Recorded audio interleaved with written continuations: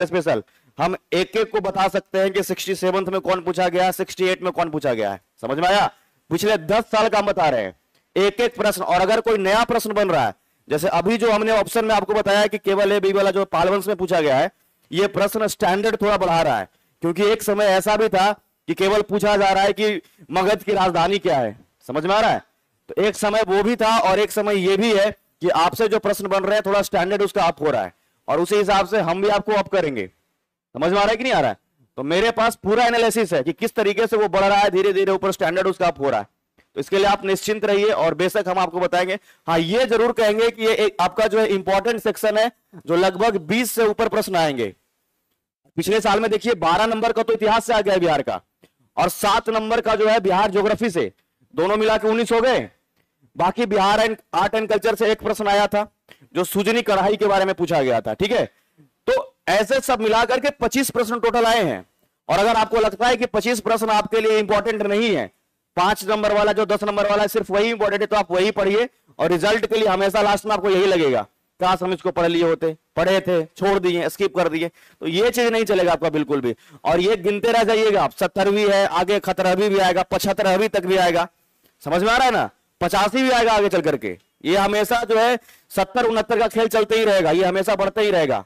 कभी 67th में पढ़ाते हैं, 68 में, 69 में। जो लोग पढ़े हैं 69 बीपीएससी में, आप उनसे पूछिएगा कि हमने मात्र उनको जो है 1.5 महीने का क्लास लिया था 69th में, केवल 1.5 महीने का। और मैं बता रहा हूं कि स्टैटिक वाले पोर्शन से नॉट ए सिंगल क्वेश्चन जो मेरे क्लास से और मेरे नोट से बाहर रहा है। बात समझ में आ रही है? करेंट अफेयर्स को छोड़ करके, बिहार करेंट अफेयर वाला जो सेक्शन है उसको छोड़ करके 4-5 प्रश्न को, नॉट ए सिंगल क्वेश्चन, मतलब अगर 20 प्रश्न पूछे गए हैं तो 20 में से एक भी ऐसा नहीं है जो कि बाहर है। और नहीं तो इसको आप देखना चाहते हैं तो 69 बीपीएससी वाला का जो है रिकॉर्डेड क्लास अब भी एप्लीकेशन पर है, वहां जाकर के देख लीजिए।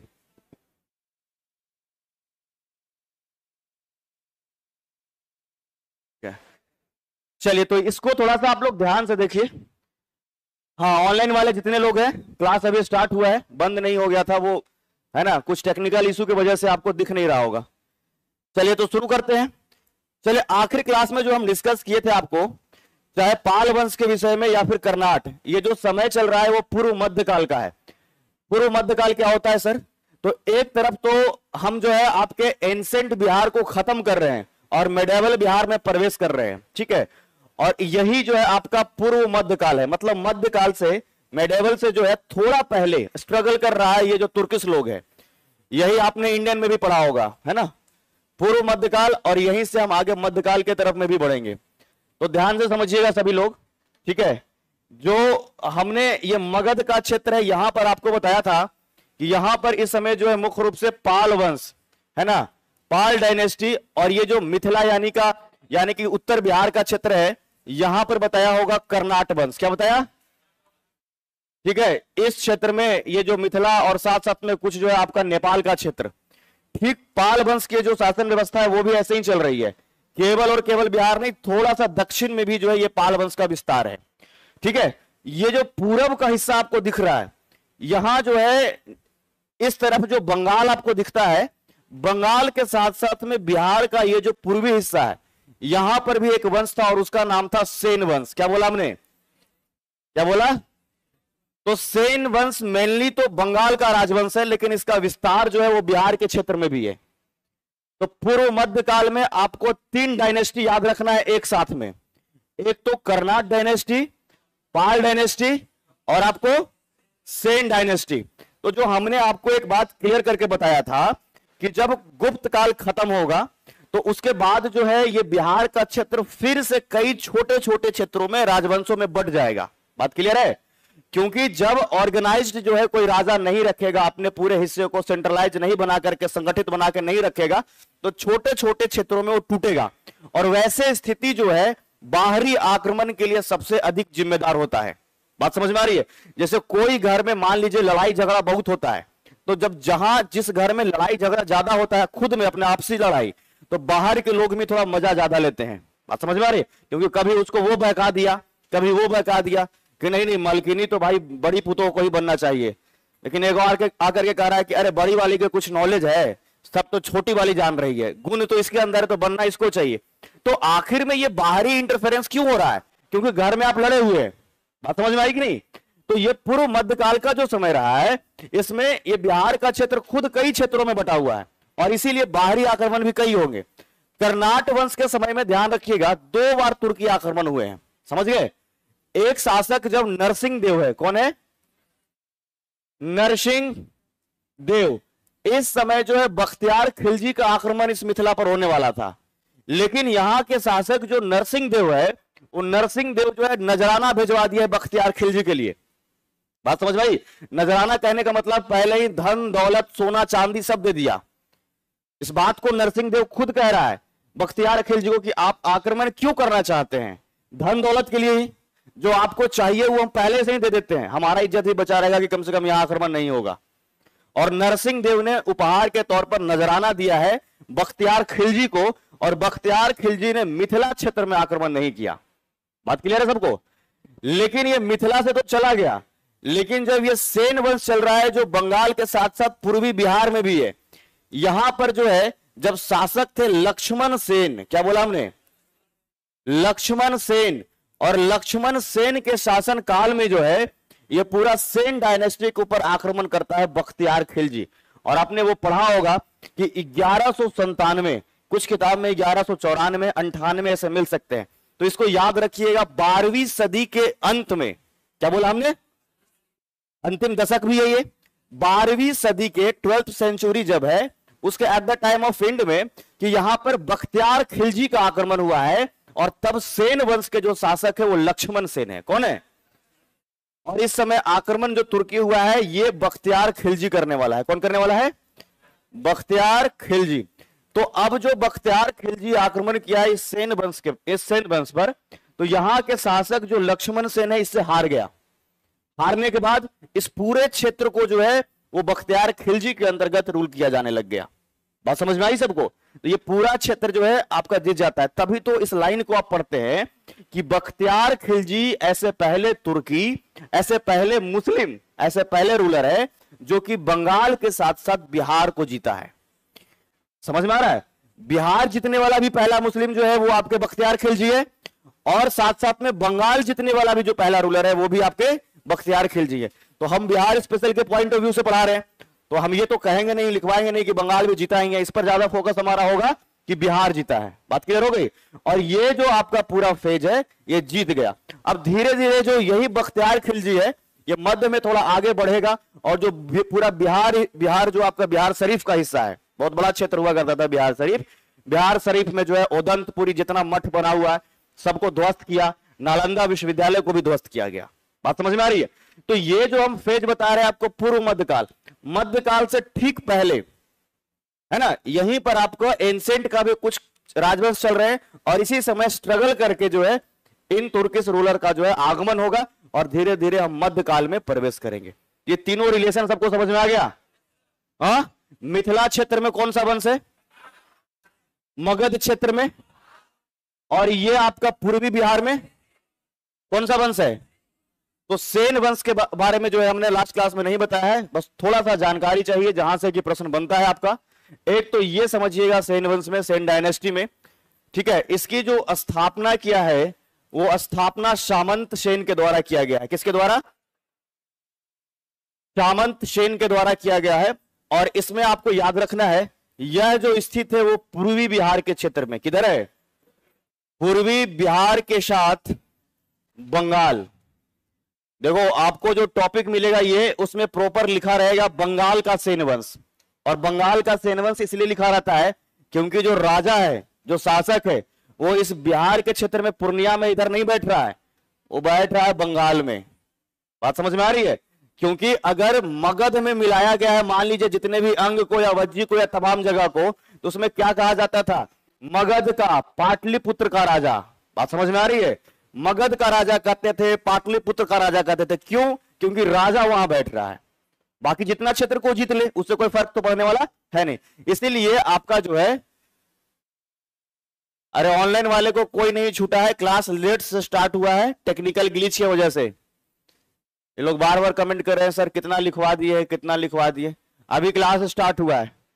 तो ये आपको याद रखना है कि टाइटल में आपको जो मिलेगा बंगाल का सेन वंश, लेकिन इसका विस्तार चूंकि बिहार में है इसलिए आपको जानना है।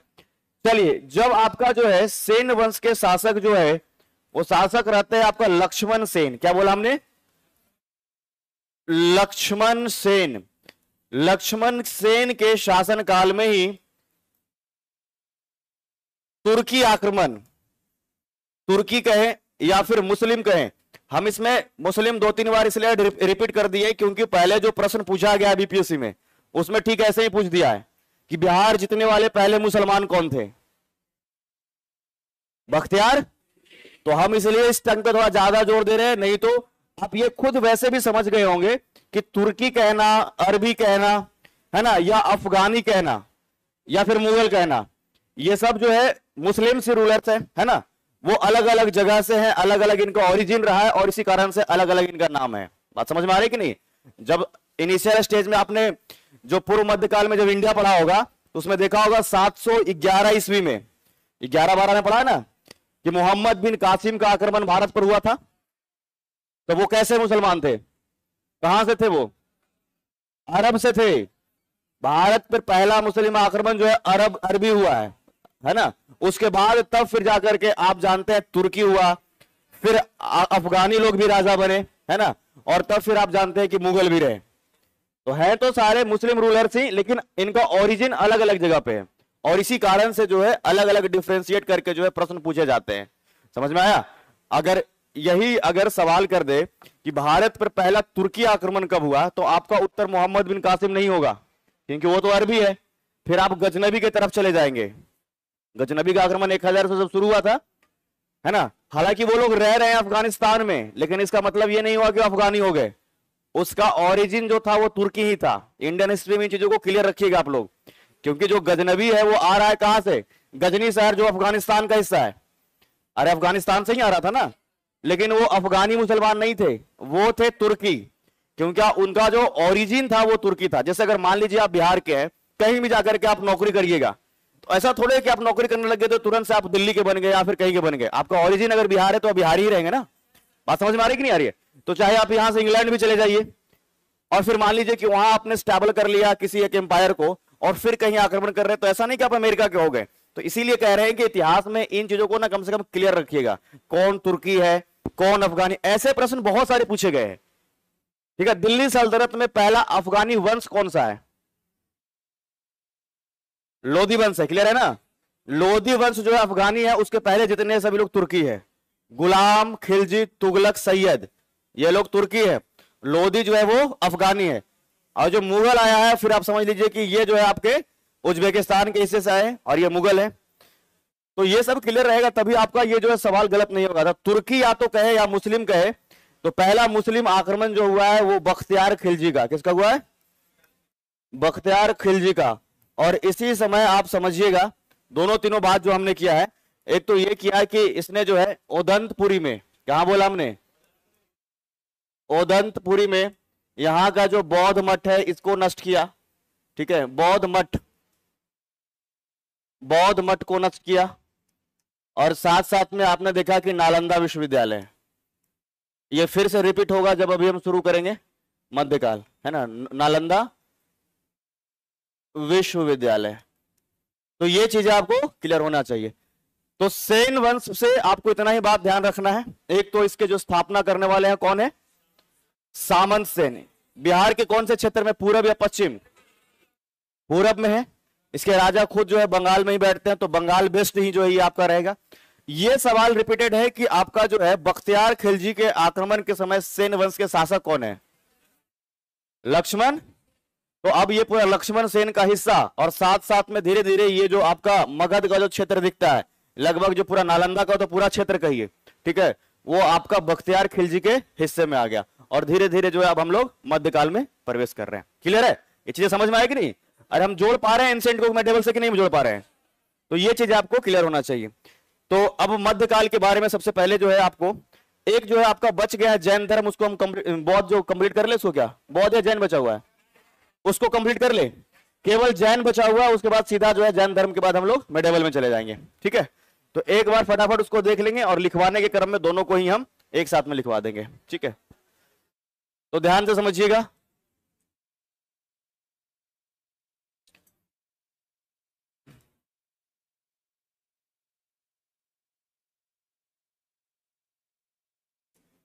देखिएगा, जैन धर्म जो है इसकी जो उत्पत्ति हुई है वो जीन शब्द से हुई है। कौन से शब्द से? इसका जो ओरिजिन है वो कौन से आपके शब्द से? उत्पत्ति जो है आपके जीन शब्द से, जिसका मतलब होता है विजेता, जीतने वाला। क्या होता है इसका मतलब?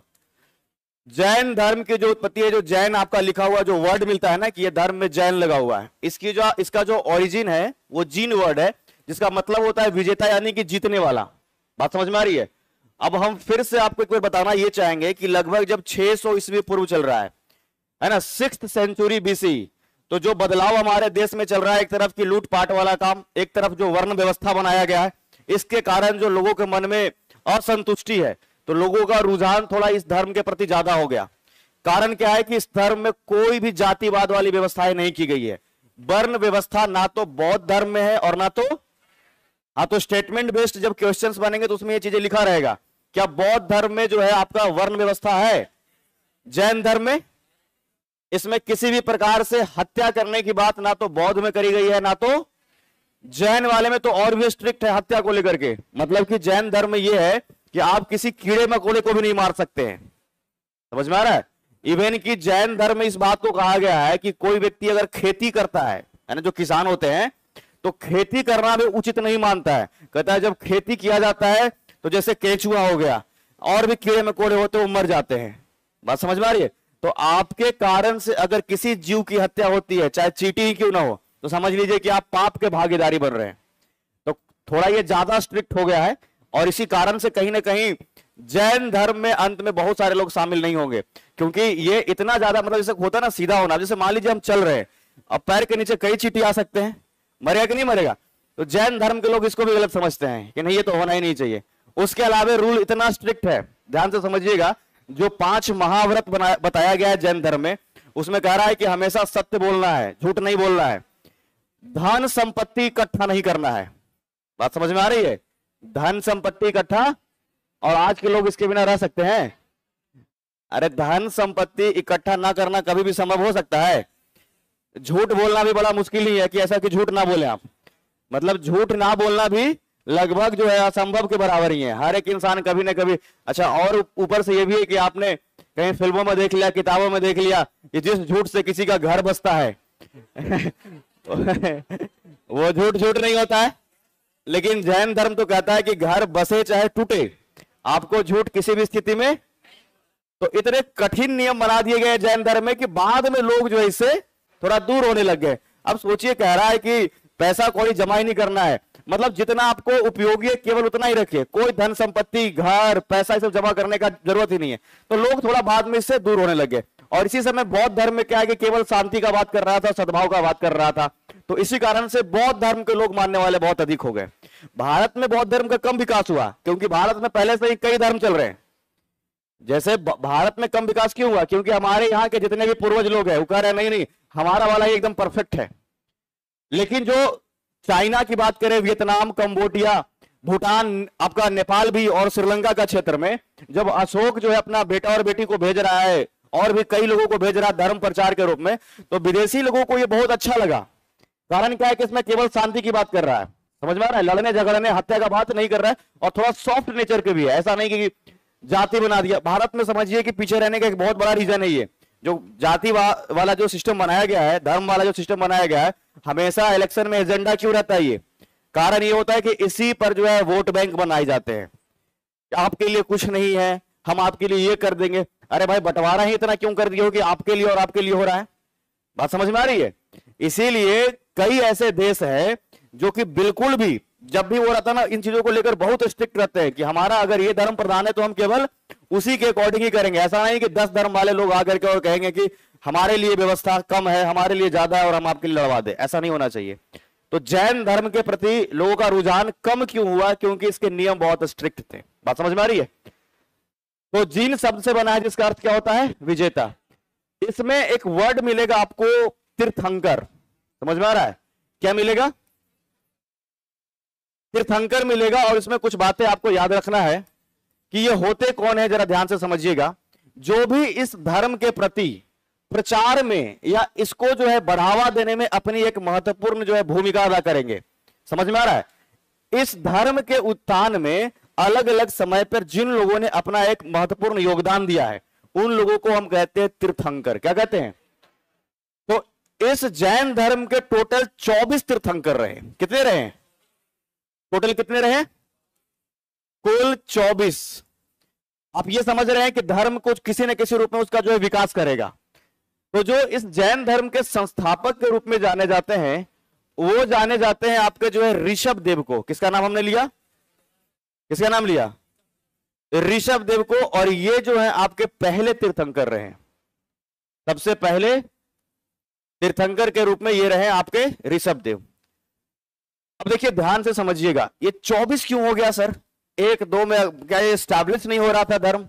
बात तो ये भी है सवाल। जैसे अगर बात किया जाए गौतम बुद्ध का, उसमें तो तीर्थंकर जैसी बात हमने नहीं किया, क्योंकि उस धर्म में जो है बहुत अधिक परिवर्तन बार बार नहीं हो रहा है। और इस जैन धर्म में लगातार नियम कानून बनाए जाएंगे। समझ में आ रहा है? मान लीजिए कि पूरे तरीके से इसका विस्तार नहीं हो पाया है, फिर कोई और तीर्थंकर रहेंगे, उसके नियम कानून में खूब बदलाव करेगा।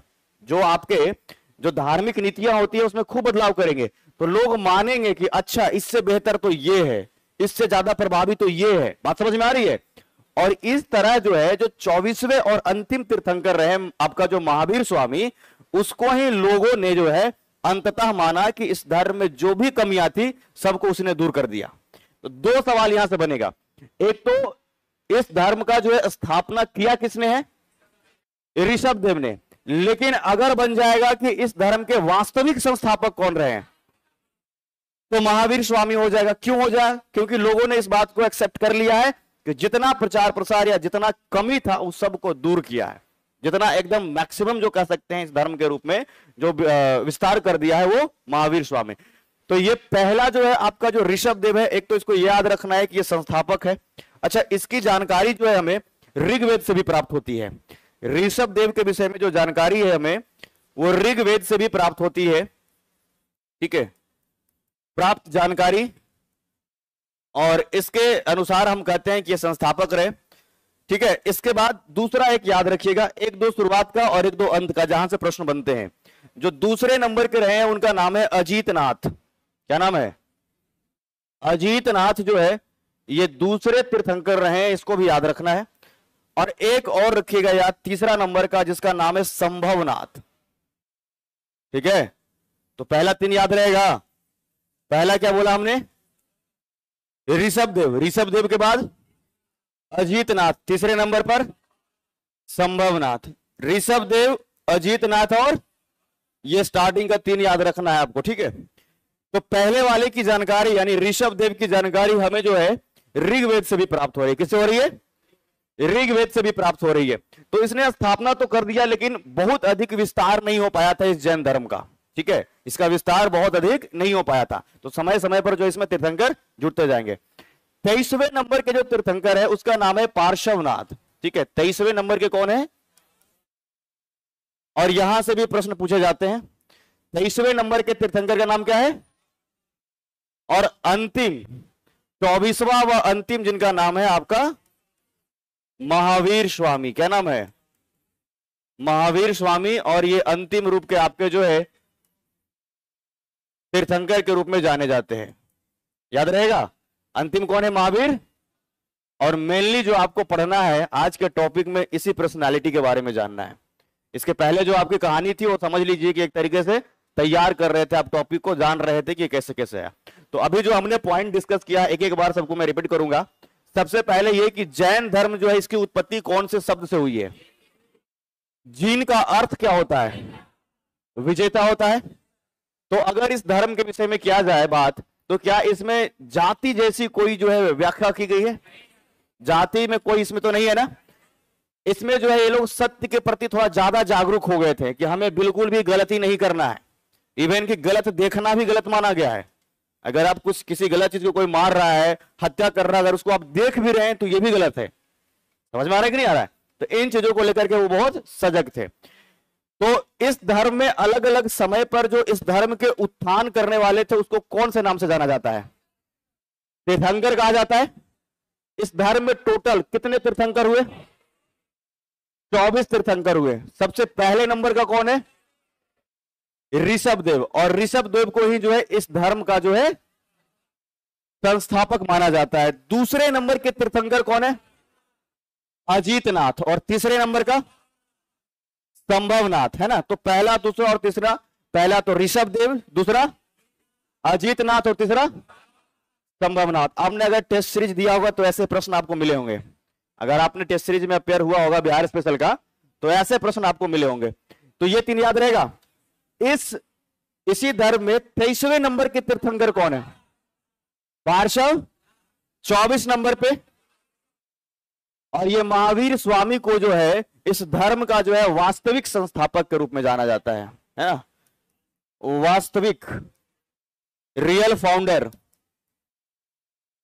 आपके इस जैन धर्म के। तो दोनों प्रश्न पूछेगा तो दोनों का आपका मतलब पता होना चाहिए।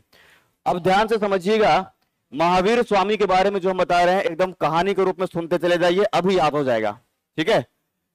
सबसे पहले अगर इनके जन्म की बात किया जाए तो इनका जन्म जो है लगभग 540 ईस्वी पूर्व में हुआ है। कब हुआ है? हालांकि बौद्ध और जैन दोनों में, वहां आपके गौतम बुद्ध और यहाँ महावीर स्वामी, दोनों के जन्म को लेकर के जो है वो तिथि में जो है वो लगातार हेर फेर बना रहता है, दुविधा बना रहता है। कई बार किताब को पढ़ोगे जिसमें जैन पहले लिखा रहेगा, कई बार जो है बौद्ध पहले लिखा रहेगा। बात समझ में आ रही है? किसी किसी में जैसे 599 ईस्वी पूर्व इसमें लिख दिया जाता है। समझ में आ रहा है? हम तो पहले ही बता दे रहे हैं आपको 599 ईस्वी पूर्व। तो अगर 599 ईस्वी पूर्व हम कर देंगे तो ये तो फिर बौद्ध से भी पहले हो जाएगा, क्योंकि ये क्वेश्चन जो है ना आपको कंफ्यूज करने के लिए कई बार ऐसा है ना, मतलब कोई ऐसे ही पूछ लेता है कि पहले जैन धर्म आया कि पहले बौद्ध धर्म आया। तो अगर इनका जन्म को हम 599 ईस्वी पूर्व कर देंगे तो ये तो बौद्ध से भी पहले आएगा ना, क्योंकि वहां तो हमने बताया था 563 ईस्वी पूर्व, और यहां अगर 540 के बदले 599 कर दिए तो फिर वो उत्तर हो जाएगा आपका जो है ये जैन धर्म। लेकिन एग्जाम में आपसे ऐसे प्रश्न नहीं पूछेंगे, ऐसे प्रश्न केवल पूछ लेते हैं कोई आपको कि भाई आंसर आप क्या देते हैं, ठीक है। तो ये आपको किताब में मिल सकता है कि 599 भी। अच्छा, अगर स्थान कह दे, ठीक है, ये तो समय हो गया, अगर स्थान कह दे तो आपको याद रखना है, ठीक है। यह स्थान अगर कहे तो नाम है आपका कुंडग्राम। क्या बोला हमने? कुंडग्राम, वर्तमान बिहार के जो है वैशाली जिला। कौन सा जिला में? तो 540 ईस्वी पूर्व इनका जन्म जो है वो कुंडग्राम में होता है, ठीक है। और इनका जो एक कह सकते हैं जो वंश है, इतना इनका अपना जो है वो जातक नाम से जाना जाता है। क्या बोला हमने? तो इनके पिताजी जो भी हैं वो भी आपके जो है वो प्रधान है इस पूरे संगठन का। जैसे वहां शाक्य गणराज्य के प्रधान कैसे थे उनके पिताजी, ठीक यहां पर भी जो है इनके पिताजी जो है प्रधान ही है। ऐसा नहीं है कि बौद्ध धर्म में जो आपके गौतम बुद्ध है कोई गरीब व्यक्ति है, और ना तो महावीर स्वामी भी कोई गरीब व्यक्ति, इनके पास खाने का ना, ऐसी बात नहीं है। दोनों के पिताजी जो है वो अपने अपने संगठन के मुखिया हैं। बात समझ में आ रही कि नहीं? देखो, इस टाइम पर जो डेवलप भी किए वो वही किए जो पहले से मेंटली स्ट्रांग थे। अब मान लीजिए कि कोई व्यक्ति एकदम भूखा है, उसको खाना नहीं ठीक से मिल रहा है, वो क्या सोचेगा कि हम मतलब नया धर्म बना दें, नया ये। समझ में आ रहा है कि नहीं आ रहा है? अरे कोई व्यक्ति जो है जिसको कि मतलब अपना पालन पोषण भी ठीक से नहीं कर पा रहा है, ये कभी सोचेगा ही नहीं कि तुरंत हम देश बदल दें। मेंटली कम से कम स्ट्रांग रहेगा तब ना। अब आपके सामने समझ लीजिए कि क्लास में आप बैठे हुए हैं और 10 तरह की समस्या चल रहा है कि यहां से जाएंगे, पहले हमको गैस भरवाना है, मम्मी जो है गेहूं पिसवाने के लिए उसको भी लेके जाना है, आटा लेके आना है, तो आपके दिमाग में पूरा दिन यही चलने लगेगा। ये लोग क्या है कि मेंटली स्ट्रांग इसलिए क्योंकि इनके पिताजी या इनका पूरा वंशज, ये लोग मतलब समझ लीजिए राजघराने के लोग हैं। ऐसा नहीं कि एकदम से गरीब है और एकदम से दुनिया बदलने चल गए, ऐसी स्थिति नहीं बनी हुई है। Mentally they are strong. तो इनके पिताजी जो है वो अगर कहा जाए तो इस जातक जो कुल है इसका जो है प्रधान है। पिताजी का जो इनका नाम है, उनका नाम जो है सिद्धार्थ है। इनके पिता का नाम क्या है? सिद्धार्थ। और यही नाम जो है आपका गौतम का जो है बचपन का नाम था। बहुत सारा नाम दोनों में कॉमन मिल जाएगा, रिश्ता में हेर फेर रहेगा लेकिन नाम बहुत सारा कंफ्यूज करेगा आपको, ठीक है। यह गौतम बुद्ध के बचपन का नाम है और यह महावीर स्वामी के नाम एकदम सेम है, लेकिन दोनों को हम बताते चलेंगे कि बाद में आप कंफ्यूज ना हो जाएं। माता जी का नाम इनका त्रिशला है। माता जी इनका जो है उनका नाम क्या है? त्रिशला है। तो पिताजी सिद्धार्थ और माताजी त्रिशला, दोनों ये भी यहां नहीं चाहते हैं जैसे वहां पर उनके पिताजी सुधोधन डरे हुए थे कि मेरा बेटा जो है सन्यासी वाला मार्ग पे ना चल जाए। समझ में आ रहा है कि नहीं आ रहा है? तो यहां इनके पिताजी इस बात को सोचते थे कि ये भी जो है सन्यासी वाले मार्ग पे ना चल जाए, और दोनों में बहुत ज्यादा फर्क नहीं रहा। उन्होंने जो है 29 वर्ष की अवस्था में गृह त्याग किया था, और ये जो है 30 वर्ष की अवस्था में गृह त्याग करेंगे। वो कितने साल में किए थे? और अगर इनके विषय में कहा जाए महावीर स्वामी के विषय में, तो कब? 30 वर्ष। महावीर स्वामी जो है वो 30 वर्ष की अवस्था में, 30 वर्ष में जो है वो गृह त्याग किए हैं। मतलब 1 वर्ष लेट चल रहे हैं उनसे। चल रहे हैं कि नहीं चल रहे हैं? ज्यादा लेट। हालांकि इनका भी जो है बाल बच्चे हैं। इनके पुत्री का नाम है प्रियदर्शी, जो अशोक का उपनाम था। याद आ रहा है कुछ? अशोक को प्रियदर्शी के नाम से ही जाना जाता है। प्रियदर्शी कहने का मतलब होता है देवताओं के प्रिय। प्रियदर्शी का मतलब क्या है? तो इनका जो पुत्री है, बेटी का नाम क्या है? प्रियदर्शी।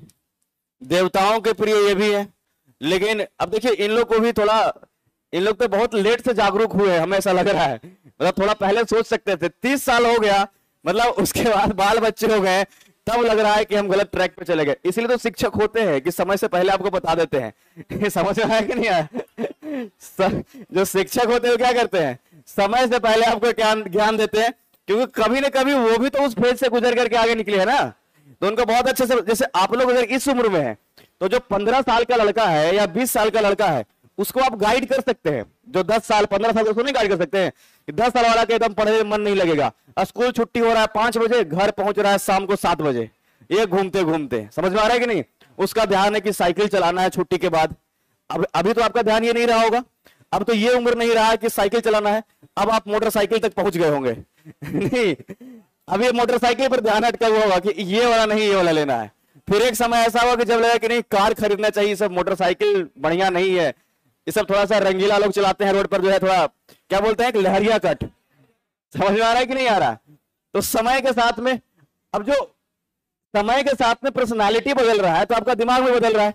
जो 20 वर्ष के लोग हैं, जो 20 वर्ष के जो स्टूडेंट है, उसका जैसे नीट वाले जो छात्र हैं, जो 18 साल 17 साल 16 साल का है ना, उसके दिमाग में अभी कुछ दिन पहले मैंने देखा कि ऑफिस में एक लड़का को जबरदस्ती पकड़ के लाया गया। उसके पिताजी को फोन किया गया, कहा गया आपका बेटा डॉक्टर बन चुका है, आप लेकर के जाइए। उसके बैग में बहुत सारी दवाइयां और पता नहीं क्या, लड़ाई झगड़ा करने वाला क्या होता है ऐसे करके, फाइटर बोलते हैं, क्या बोलते हैं? हाँ, वही निकला उसके बैग से। हमने कहा कि भाई तुम तो एकदम औरंगजेब से एकदम प्रेरित हो गए हो। अभी इस उम्र में 15 साल का उम्र है और एकदम इतना प्रेरित है, उसको पता नहीं क्या बोलते हैं, एकदम ऐसे बना हुआ रहता है फाइटर। उसके बैग से वो निकल रहा है, कह रहा है वो क्या कि सर हमारा नहीं है, हमारा नहीं है, जो हमारा दोस्त रख दिया है। हमें बोला कुछ दिन तुम्हारा दोस्त जो है तुम इसमें जो है कट्टा रख देगा, लेकिन पुलिस आएगा तो तुमको ही पकड़ेगा। समझ में आ रहा है? तो एक एक उम्र में एक एक स्टेप आगे बढ़ते हैं। समझ में आ रहा है कि नहीं आ रहा है? तो इन लोग जो है वो थोड़ा जब 29-30 वर्ष में हो गए हैं, अरे गौतम बुद्ध में देखिए 29 वर्ष हुआ तब तो आखिर वो गृह त्याग किए, नहीं तो 15 साल में कर सकते। लेकिन हार्मोन हमारा जो है ना, गॉड का दिया हुआ ऐसा गिफ्ट है कि हम हार्मोन के अकॉर्डिंग ही काम करते हैं। एक उम्र में साइकिल अच्छा लग रहा है, तो एक उम्र में मोटरसाइकिल, और एक उम्र में कार अच्छा लग रहा है। बात समझ में आ रही है कि नहीं? अच्छा, कोई बुजुर्ग लोग से जाकर के मिलिए ना, तो उसको साइकिल अच्छा लगेगा ना मोटरसाइकिल, बस यही लग रहा है कि खाना मिल जाए बढ़िया से और ठीक ठाक हम रह ले।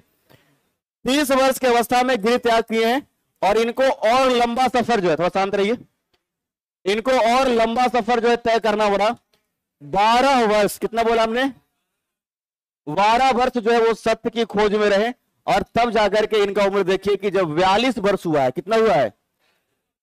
42 वर्ष हुआ है, तो ऋजुपालिका नदी के किनारे, क्या बोला हमने? ऋजुपालिका नदी। वर्तमान में जो है इस नदी के विषय में ऐसा कल्पना किया गया है, जो क्यूल नदी का आपने नाम सुना? कौन? इधर दे दो बाबू, सवाल यही पूछेगा, कौन सा नदी बोला हमने? क्यूल नदी। क्या बोला हमने?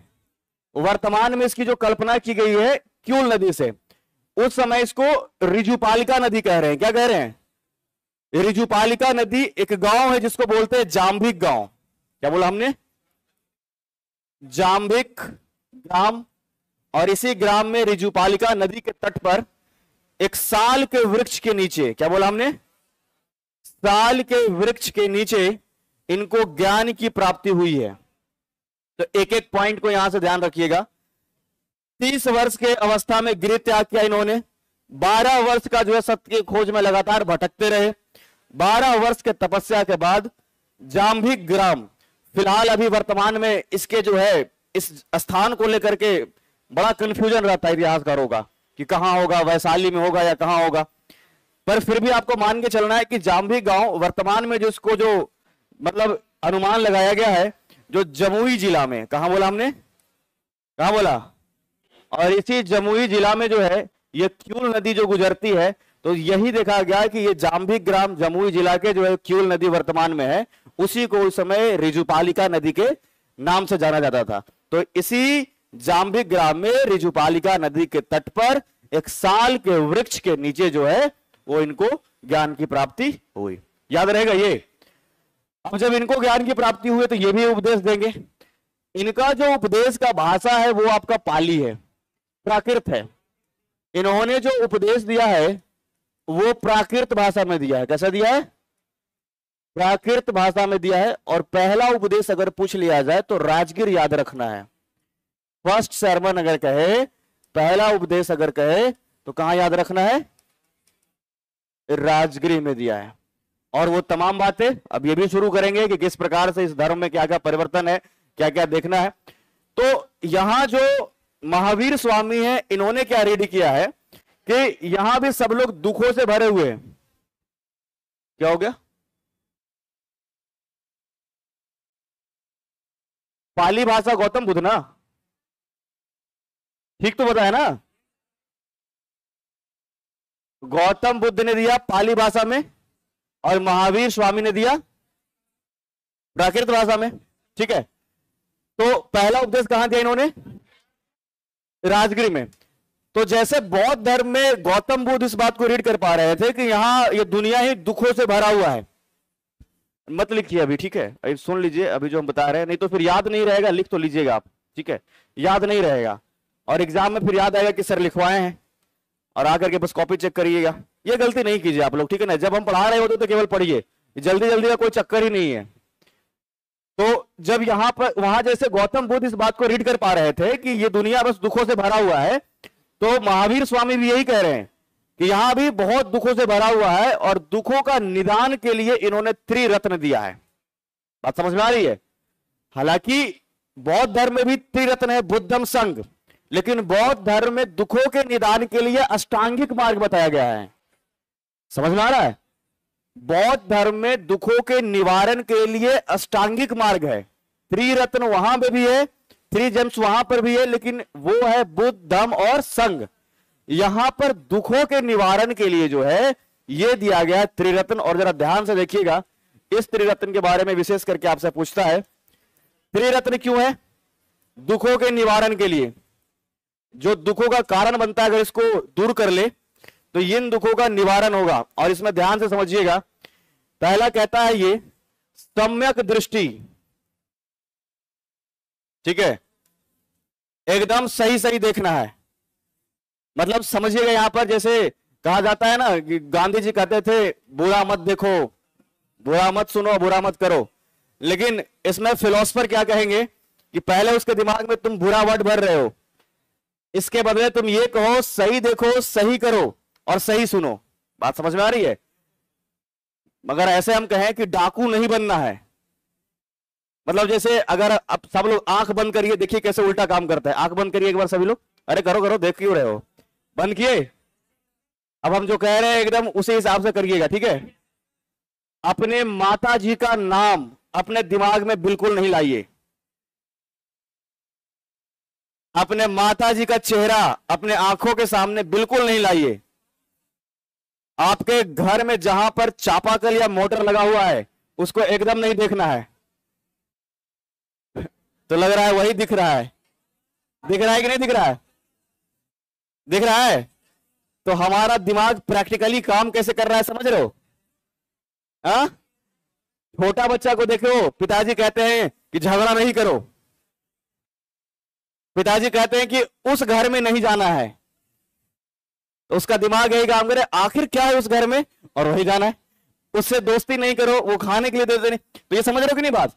तो इसीलिए जैन धर्म में इस चीज को कहा गया है कि इसको जो है हम लोग अलग करके क्या कह रहे हैं कि ये मत कहो कि ये बुरा है, इसको नहीं करना, जो सही है केवल हम उसकी बात करेंगे। तो गांधी जी का ये जो स्टेटमेंट है ना, थोड़ा उसमें हेर फेर की जरूरत है, और हेर फेर में यही जो है जैन धर्म में समझ लीजिए कि ये चीज है सम्यक दृष्टि, सम्यक आचरण, सम्यक आचरण, या जो भी आप कार्य करते हैं, जो एक्शन आपका होना चाहिए वो एकदम सही होना चाहिए। बात समझ में आ रही है? जो कार्य आप कर रहे हैं वो सही होना चाहिए। ऐसा नहीं कि एक्सपेरिमेंट करने के चक्कर में गलती करते हैं, देखते हैं क्या होगा, ये चीज आपका नहीं होना चाहिए। तो एक तो सम्यक दृष्टि, ये समझ में आया, सही देखना है, सही सुनना है, ठीक है। और एक आपका सम्यक आचरण, और तीसरी जो है वो एकदम सम्यक आपका यानी सही सही जो है आपका सत्य पर जो है फेथ होना चाहिए। विश्वास समझ में आ रहा है? सत्य पर आपका विश्वास होना चाहिए, ये चीजें है ना, सत्य पर आपका जो है विश्वास, इस बात को भी आपको याद रखना है। तो ये तीन आपके ऐसे टर्म हैं, वो आपको ध्यान में रखना है कि ये दुख निकलेगा तभी, खत्म होगा तभी, जब आप इन पर जो है काम को करोगे। तो ये त्रिरत्न के बाद अब देखिए ये क्वेश्चन जो है 67th BPSC, sorry 66th BPSC में पूछा गया था, और वही इसमें था कि निम्नलिखित में से जो है त्रिरत्न का जो है, त्रिरत्न जो है कौन से धर्म में बताया गया है? देखो जैन धर्म बोलना शुरू कर दी। अरे अभी तो वो ऑप्शन दिख करके या फिर इसमें क्या और भी की पॉइंट लिखे हुए, क्योंकि त्रिरत्न की बातें तो हमने बौद्ध धर्म में भी कही है, और त्रिरत्न जो है आपका जैन धर्म में भी है। तो सवाल पहले पूरा खत्म हो गया कि निम्नलिखित में से कौन से धर्म में त्रिरत्न की चर्चा की गई है, और नीचे ऑप्शंस भी देखो। फिर कहा जैन धर्म, इतना आंसर देने के लिए उतावले क्यों हो रहे हो? तो उसमें लिखा हुआ नीचे टर्म में क्या है कि त्रिरत्न का अर्थ सम्यक दृष्टि, सम्यक आचरण और सत्य पर विश्वास, ये सम्यक है ना, ये किया तीनों, इसका मतलब अर्थ ये समझाया गया। अब बताओ उत्तर क्या हो जाएगा? और जो पहला ऑप्शन दिया हुआ था वो बौद्ध था। First option, there was the first option बौद्ध धर्म। अब उसमें जो लोग देखा वहां त्रिरत्न पहला एकदम वर्ड में, और नीचे बौद्ध धर्म, एकदम ए लगाओ आंख बंद करके, आंख खोलना नहीं है, आंख को बंद करके, और वैसे में लगा कि एकदम सही है, एकदम परफेक्ट है, अब तो उत्तर एकदम सही होगा ही होगा। और अंत में जब गलती होना शुरू होता है तो हमने गलती कर दिया। तो ये गलती आपको जो है नहीं करना है। जहां जहां पे भी ऐसे क्वेश्चंस आते हैं वो हम आपको लगातार बताते चलेंगे। तो पहले यहां तक लिख लिया जाए, फिर हम लोग फिर आगे बढ़ेंगे, है ना। यहां तक कंप्लीट करते हैं।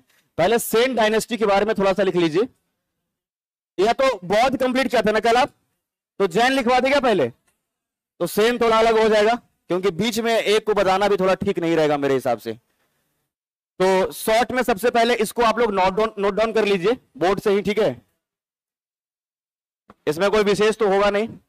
जैन धर्म अत्यंत प्राचीन धर्म है, समय काल परिवर्तन के साथ, है। Jainism is a very ancient religion from the time to time with the change many tirthankar comes and played their role in reason.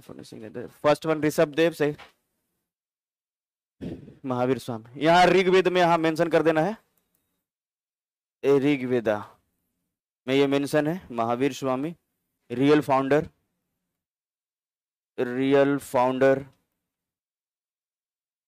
ठीक है। इसमें थोड़ा सा दूसरा तीसरा नहीं है ना, तो दूसरा मैं यहां लिख देता हूं अजीत नाथ, ठीक है। तीसरा मैं लिख देता हूं इसमें संभवनाथ,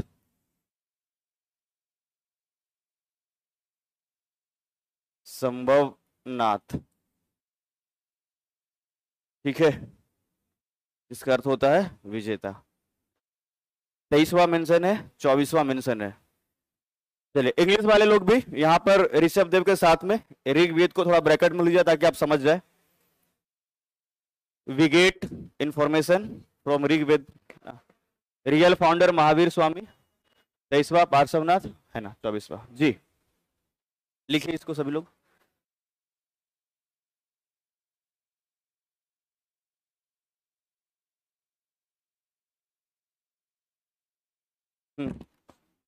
अच्छा ओके, थैंक यू।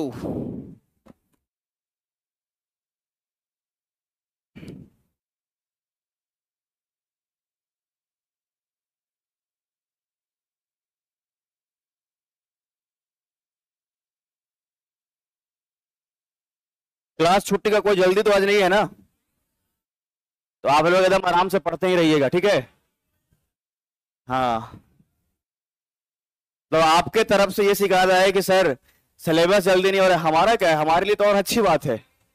नहीं, अच्छा यहाँ हट जाए क्या यहाँ से? अभी लिख लीजिए, हम अभी बोल ही रहे हैं केवल। बिहार स्पेशल में मतलब कम एक भी गलती नहीं होना चाहिए, समझ में आ रहा है। और 80% कंटेंट तो आपको क्लासरूम में याद करना है, एनी हाउ, चाहे आप रो के करिए चाहे हंस के करिए। अगर हल्ला हुज्जत नहीं करिएगा ज्यादा तो हंसा के करवाएंगे, और परेशान ज्यादा कीजिएगा तो रुला के करवाएंगे, बस फर्क इतना ही है। और रुला के करवाएंगे तो समझ लीजिए कि पूरा दिन फिर लगेगा कि बस बोरियत लग रहा है। मेन हंसाने में भी हमारा जो है एक नुकसान है ना, आप लोग सर पे चढ़ने लग जाते हैं कि सर एक बार हंसाए तो हम भी सर को एक बार हंसा दे। आप हम ही को उल्टा इंप्रेस करने में लगे हुए हैं, इससे कोई लाभ थोड़े है बताइए। आपको आपका सिलेबस जो है और आपके जो एग्जाम में क्वेश्चंस आएंगे उसको जो है गंभीरता से देखना है कि वो आपका डील हो जाए।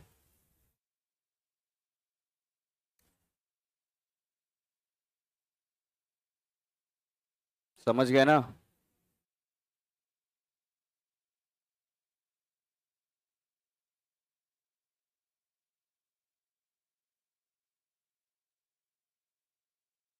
तो मेन आपका जो मॉडर्न बिहार का हिस्ट्री है और साथ में बिहार ज्योग्राफी, ये दो सेक्शन से सबसे ज्यादा क्वेश्चन।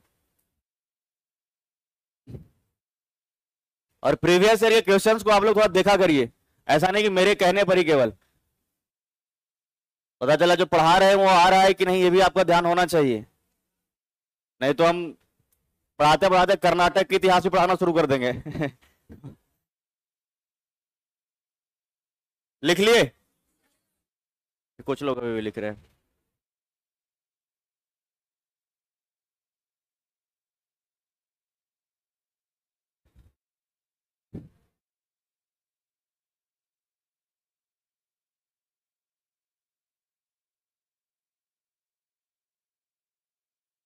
चलिए आगे बढ़ा जाए, है ना? तो ठीक है, लिखो लिखो।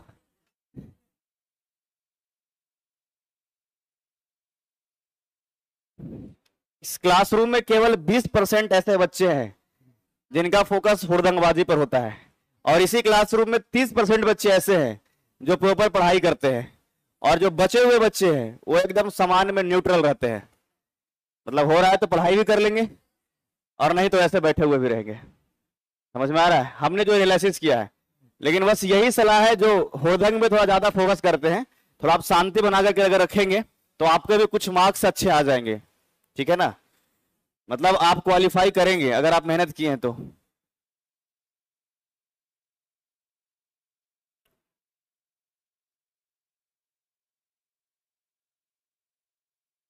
एक सवाल एक बच्चे का कि सर सारे भगवान अमीर या फिर राजा के घर ही क्यों पैदा हुए?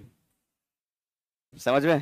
थोड़ा सा ये फिलॉसफी वाला क्वेश्चन हो गया है ना, तर्क वाला है कि नहीं, कि सर वैसे ही क्यों। अच्छा, आपने देखा है कि अफ्रीका में कोई बहुत बड़े उद्योगपति, दो चार का नाम जानते हैं आप?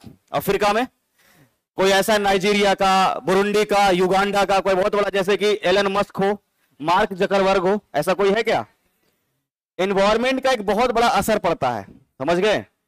एलन मस्क अमेरिका में ही, मार्क जुकरबर्ग अमेरिका में ही जो है पैदा हो सकता है, और इसके पीछे का कारण ये है कि उसको जो है वैसा इन्वायरमेंट दिया गया है पहले से कि अपने आप को वैसे तैयार कर सके। समझ में आया कि नहीं? अभी जो एग्जांपल थोड़ी देर पहले हमने दिया था कि जो व्यक्ति भूखा है उसको इस बात से कोई फर्क नहीं पड़ता है कि हमको देश संभालना है, उसको सबसे पहले ये फर्क पड़ता है कि कैसे जो है अपना पेट भरा जाए। तो जो लोग गरीब है या फिर नीचे तबके के हैं, वो खुद से ही, अपने सोसाइटी से ही स्ट्रगल कर रहा है। समझ में आ रहा है कि नहीं? जो ये लोग राजा के घर में है, ये इस बात पे तर्क करने के लिए इनके पास थोड़ा गैप दिया जा रहा है। जैसे मैं बताता हूं एक एग्जांपल जो आपके साथ भी हो रहा है बिहार के लोग जो है स्पोर्ट्स में बहुत कम होते हैं, जनरली होते हैं कि नहीं, 5-10 साल पहले तो और भी कम होते थे, अब तो थोड़ा हो भी रहा है। यहां पर थोड़ा इकोनॉमिकली ये लोग इतना स्ट्रांग नहीं है यहाँ पे कि उनके पिताजी इस बात को 4-5 साल दे सके, गैप दे सके कि आप स्पोर्ट में अच्छा करें, आर्ट में अच्छा करें। अगर आप अपने पिताजी को 5 क्लास 4 क्लास में ये बोलोगे कि हमको आर्टिस्ट बनना है, कलाकार, पेंटर बनना है, क्रिकेटर बनना है, तो पिताजी कहेंगे 4 झापड़ लगाएंगे कि अभी कभी बन जाओगे, पहले पढ़ाई करो अच्छे से, है कि नहीं है। तो वो रिस्क नहीं लेते हैं, पता है क्यों? क्योंकि उनके पास ये गैप नहीं है, इकोनॉमिकली इतने स्ट्रांग नहीं है। आप कहोगे पढ़ाई छोड़ करके हम 4 साल क्रिकेट खेलेंगे, समझ में आ रहा है हम क्या कह रहे हैं?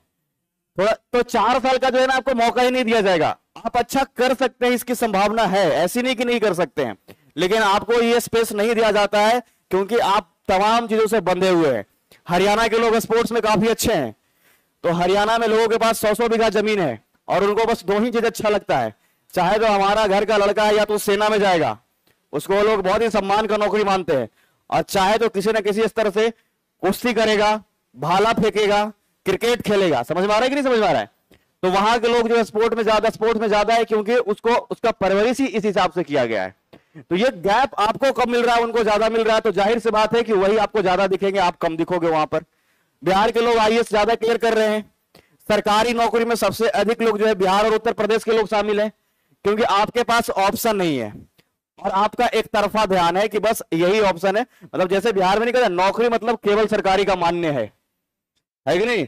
और वो तो 2 बार आपको तब फेस करना पड़ता है जब पहला आपका शादी का बात आता है कि एक तो निशाना वहां भी मोटिवेशन आपके लिए है कि जब तक सरकारी नौकरी नहीं होगा शादी विवाह में अलग ही दिक्कत होगा, है कि नहीं है? और यहाँ के जो लड़कियों के पिताजी हैं अलग ही सोच रहे इस बात को कि अगर सरकारी नौकरी नहीं कर रहा है तो फिर करेगा क्या, हम इसके नौकरी पर कितना भरोसा करें। बात समझ में आ रही कि नहीं आ रही है? क्योंकि अल्टरनेटिव नहीं है, यहाँ पे इंडस्ट्री नहीं है। वही आप चेन्नई में चले जाइए, बेंगलुरु में चले जाइए, आप ढूंढिएगा तब भी नहीं मिलेगा कि कौन व्यक्ति जो है वो गवर्नमेंट जॉब का तैयारी कर रहा है। समझ में आ रहा है? क्यों? क्योंकि उसके पास इंडस्ट्री है। तो ये जो भी क्रिएट करता है वो सोसाइटी के प्रेशर से आप क्रिएट होते हैं। समझ में आ रहा है कि नहीं? सोसाइटी के प्रेशर से कहीं ना कहीं आपको पढ़ने में भी आपका योगदान है। आप पटना में रह रहे हैं ना, तो कहीं ना कहीं दिमाग में 1-2 साल में आपको सेट, अगर नया नया आए हैं 1-2 साल में चलने लगेगा। जब गांव के जिसको कोई लेना देना नहीं आपसे, वो कहेगा कुछ में रिजल्ट हुआ कि नहीं, सिर्फ इतना ही एक ही लाइन वो बोलेगा, कुछ रिजल्ट हुआ कि खाली बैग जो है यहां से पटना तक पहुंचेगा और पटना से यहां तक आएगा, और इतना चुभेगा ये वर्ड आपको, एक ही वर्ड। और एक तो तब जब कोई और का अगर रिजल्ट हो जाए, नौकरी लग जाए किसी का आपको सोसाइटी पे, ठीक है, भले ही कोई नौकरी लगे सरकारी, उसके बाद आपको ये बातें और चुभेगी। इसीलिए समय से पहले इस बात को हम आपको आगाह करते हैं और सबको ये समझना चाहिए कि अगर आप यहाँ पर हैं तो जिम्मेदारी से, मात्र 2-3 साल ही आपको स्ट्रगल करना है, मौका भी इतना ही मिले। लड़के लोग को तो और कम मौका मिलता है, ये लोग तो 4 साल तक पटना में टिक सकते हैं, इन लोग तो 2 साल नहीं। तो माता पिता से कहा जाता है, इनको क्या कहते हैं, अच्छे से पढ़ लो नहीं तो शादी कर दिया जाएगा। कहते लड़कियों को कि पढ़ लो नहीं तो शादी हो जाएगा। हालांकि लड़का इस फिराक में रहते कि हमें हमारे पिताजी भी यही बात कह दे एक बार लेकिन इनको पूछने वाला नहीं है। लड़कियों के साथ क्या है कि नहीं पढ़ोगे तो शादी हो जाएगा, और इसके साथ क्या है कि नहीं पढ़ोगे तो नहीं होगा समझ में आया? तुम्हारे साथ उल्टा है, ऐसे ही है हमारा सोसाइटी, और इसी हिसाब से आपको चल रहा है। इसलिए तुमको 4 साल मिला है मौका, इन लोगों को 2 साल मिला है मौका, और उसे में आपको ठीक भी करना है। मोटिवेशन के लिए अलग से थोड़े ना कोई बात आपको बताना है, आपको सोसाइटी आपके सर पे चढ़ा हुआ है, ये अलग नहीं है कुछ भी, वो प्रेशर बनाए हुए आपके लिए। इसको भी करिए आगे थोड़ा नोट डाउन, थोड़ा मैं देख लूं एक बार। महावीर बासवानी, हाँ इसको नोट डाउन करना है। Trishala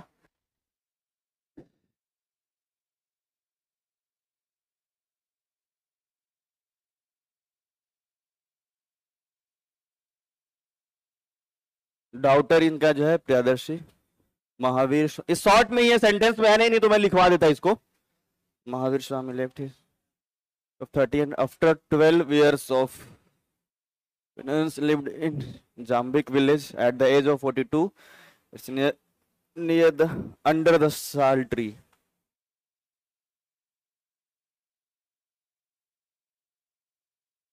Under the sal tree on the northern bank of the Rijupalika river. ठीक है,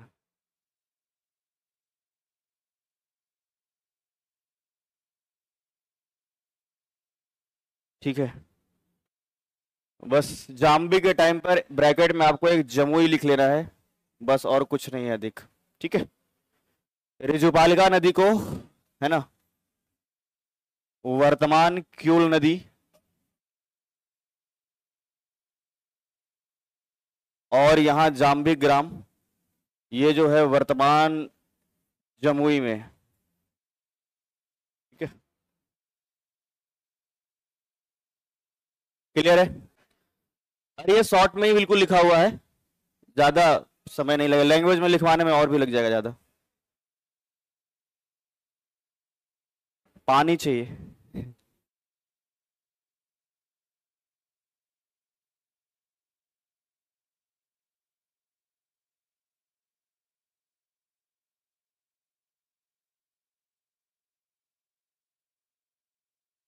देखो आ रहा है, आ रहा है, अरे आ रहा है भाई, थैंक यू। एकदम पानी भर के लाए हो लग रहा है जी। हाँ? गर्म तो नहीं है ना?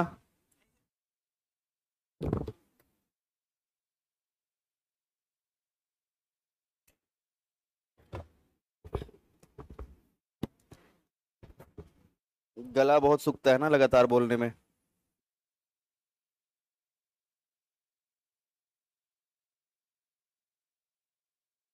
चलिए। हाँ,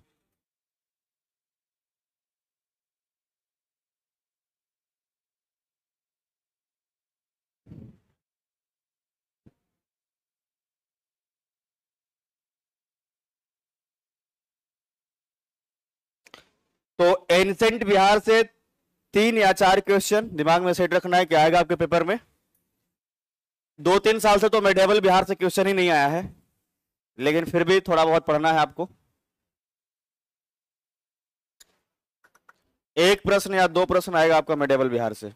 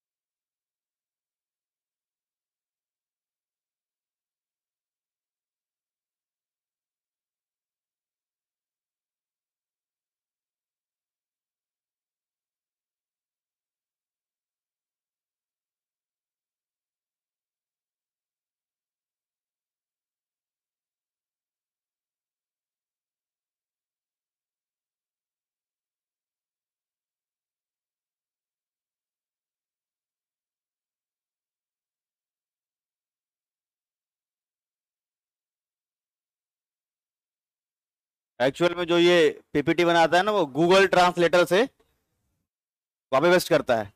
तो गूगल ट्रांसलेटर क्या करता है, हालांकि उसको 2-3 बार हम सलाह दे चुके हैं पहले भी, तो नहीं, यही का है, कोचिंग का ही है, तो उसको 1-2 बार सलाह दे चुके हैं कि थोड़ा ऐसे ना किया करो। अब वो क्या है कि गूगल ट्रांसलेटर में लेके जाता है, और वहां तो तोड़ तोड़ करके वर्ड्स को, जो है सेंटेंस को उठा पटक कर दिया जाता है। तो कई बार आप देखिएगा, नाम पहले है, जगह का नाम बाद में है, ऐसे कई बार हो जाता है। बस इसको दो को यहां पर याद रखना है, एक तो जाम्बी गांव अभी वर्तमान के जमुई में, और रिजुपालिका नदी की जो पहचान की गई है वो क्यों नदी से।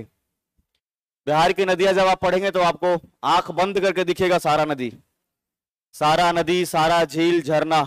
अच्छा, अभी सीमावर्ती जिले सब आंख बंद करके दिखता है कि नहीं दिखता है? एकदम दिखना चाहिए। और अभी तो 38 जिले है ना, तो उसमें जो बचे हुए जिले हैं वो भी। आपको 28 राज्य देश का याद हुआ है कि नहीं, इसकी गारंटी मुझे नहीं पता, लेकिन जो 38 जिला आई तो मान लीजिए कि एक एक बच्चा को याद रहेगा एकदम, मतलब जो भी है ना, हर एक को एकदम याद रहेगा। और एग्जाम में ये जान लीजिए कि अगर ये याद रहा तो 1 से 2 प्रश्न तो गारंटी है कि आपको इसके वजह से ठीक हो जाएगा। 1 से 2 प्रश्न, बिहार ज्योग्राफी में खास करके।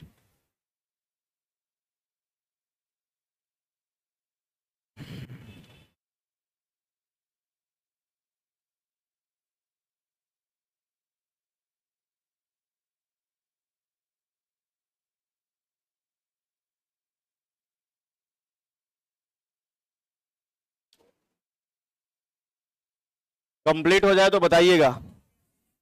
हो गया सबका? तो आगे बढ़ते हैं। और अच्छा ठीक है ठीक है, okay okay okay okay okay. इतना ही उतावला रहना है एकदम एग्जाम के लिए, समझ रहे हैं ना? जितना ज्यादा अभी रहते हैं ना इस क्लास के लिए, ठीक ऐसे ही एकदम परीक्षा में कि फतेह करके आना है। आपके उत्साहित रहने से हमें कोई परहेज नहीं है, कोई दिक्कत नहीं है, लेकिन बस सही डायरेक्शन में होना चाहिए। और अगर नीट वाला बच्चा की तरह बैग में से निकल रहा है आपका हथियार, आप लोग नहीं रखते हैं? नहीं तो बताइए, तो आज चेक कराया जाएगा पहले। क्लास में आप लोग लेकर के आए ऐसा कुछ? मुंगेर से कितना लोग है जी? मतलब हमने सुना है ऐसा कि मुंगेरी लोग जो होता है थोड़ा मीर कासिम से ज्यादा प्रेरित है। हाँ? कि गलत सुना है? मतलब अच्छे लोग तो हर जगह होते हैं, है ना? और बदमाश भी हर जगह पे हो सकते हैं। तो ऐसा कहा जाता है कि मुंगेर के लोगों के पास में अभी भी इतना नॉलेज है कि उसको साइकिल का पाइप या जो है ट्रक का स्टीयरिंग दीजिएगा तो कट्टा बना करके आपको वापस कर सकता है। क्योंकि मुंगेर में मीर कासिम के द्वारा बंदूक की फैक्ट्री लगाई गई थी, है ना? और ट्रेनिंग थोड़ा लंबे समय तक रहा तो लोग एक दूसरे को सिखाते ही रहते हैं। आगे थोड़ा सा और है, ज्ञान की प्राप्ति जो है वो कैवल्य कहलाता है इसमें, है ना? कैवल्य मतलब ज्ञान की प्राप्ति, विजय हासिल करना, फतेह करना, मोक्ष की प्राप्ति करना। ये सब कैवल्य वर्ड सिर्फ इसी के लिए इस्तेमाल किया जाता है। जिन लोगों को ज्ञान की प्राप्ति हुई है, मोक्ष की प्राप्ति हुई है, सिर्फ उसी के लिए कैवल्य शब्द का प्रयोग किया जाता है। ठीक है? जिनको ज्ञान की प्राप्ति हो जाए, या अभी के हिसाब से मोक्ष की प्राप्ति जो जैन धर्म में शामिल रहेंगे। ठीक है? अच्छा, यहां पर कुछ मिसिंग है। प्रथम जैन परिषद पाटलिपुत्र में, अरे इसमें जो पहले वाले में जो अध्यक्ष रहेगा स्थूलभद्र रहेगा। स्थूलभद्र, स्थूलभद्र पहला वाला जो हुआ है, और दूसरा वाला में जो है आपका, ये तो लगता है उल्टा पुल्टा लिख दिया है जी। चलो मैं इस कंटेंट को ही एक बार देख लेता हूं। ठीक है? ये पूरा उल्टा पुल्टा लिख दिया है इसने, लगता है।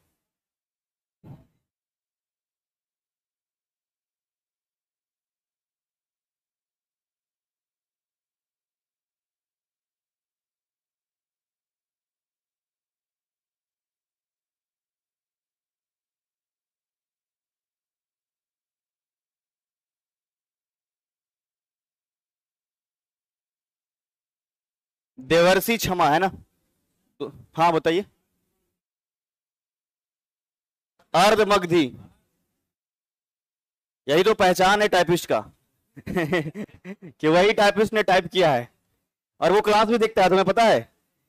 जो टाइपिस्ट टाइप करता है ना, ये वो पढ़ाई भी कर रहा है, तो वो इस क्लास को भी देखता है। तो क्लास में हम जरूर इस बात को कहते हैं ना कि टाइपिंग मिस्टेक है, और हमेशा इस प्रयास में है कि एक दिन तो ऐसा आएगा कि कोई गलती हम नहीं करेंगे। लेकिन मुझे नहीं लगता है कि वो दिन आएगा भी उससे रहते। तो सर के द्वारा उनको मौका दिया जा रहा है कि थोड़ा टाइपिंग को ठीक कर लो, है ना? अर्धमगधी, क्या नाम बताया था इसमें हमने अभी? क्या बोला था? देवर्षि क्षमा, है ना?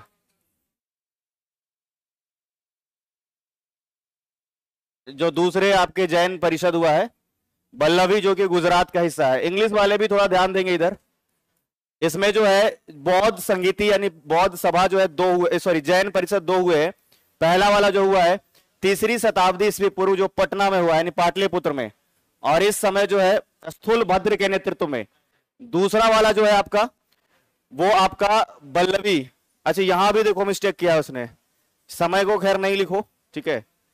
और ये जो है आपका बल्लभी के नेतृत्व में हुआ है, जो कि बल्लभी में हुआ है, जो कि गुजरात का हिस्सा है ना? देवर्षि क्षमावर्धन, इसको अलग से लिख दे क्या? बड़ा कंफ्यूजन लग रहा होगा, है ना? चलो अलग लिख देता हूं मैं इसको।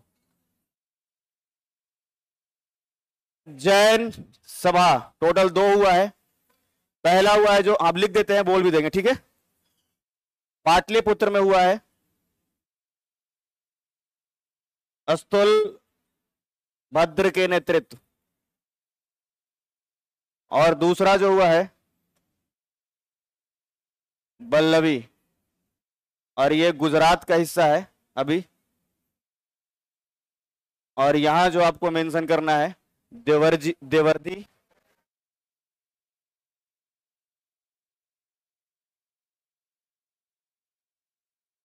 ठीक है, इसको यहां मेंशन करना है। अच्छा, बौद्ध संगीति कितने हुए? 4 हुए ना। पहला वाला कहां हुआ है? राजगिरी में, दूसरा वैशाली, और तीसरा पाटलिपुत्र, और चौथा कुंडलवन जो कश्मीर में, कुंडग्राम है ना, कुंड जो कि कहां पे है आपका? कश्मीर में।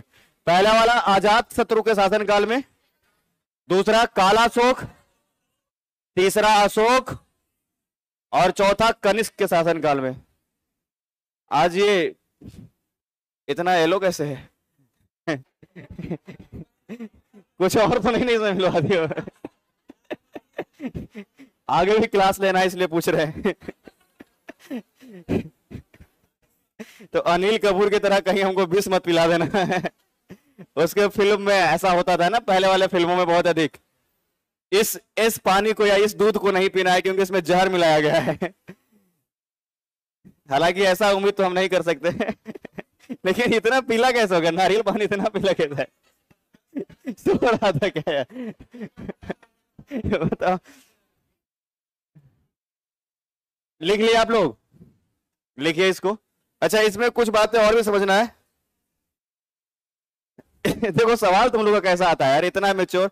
बौद्ध और जैन धर्म को के है ना, ये बौद्ध को पेड़ के नीचे ही ज्ञान की प्राप्ति क्यों हुई?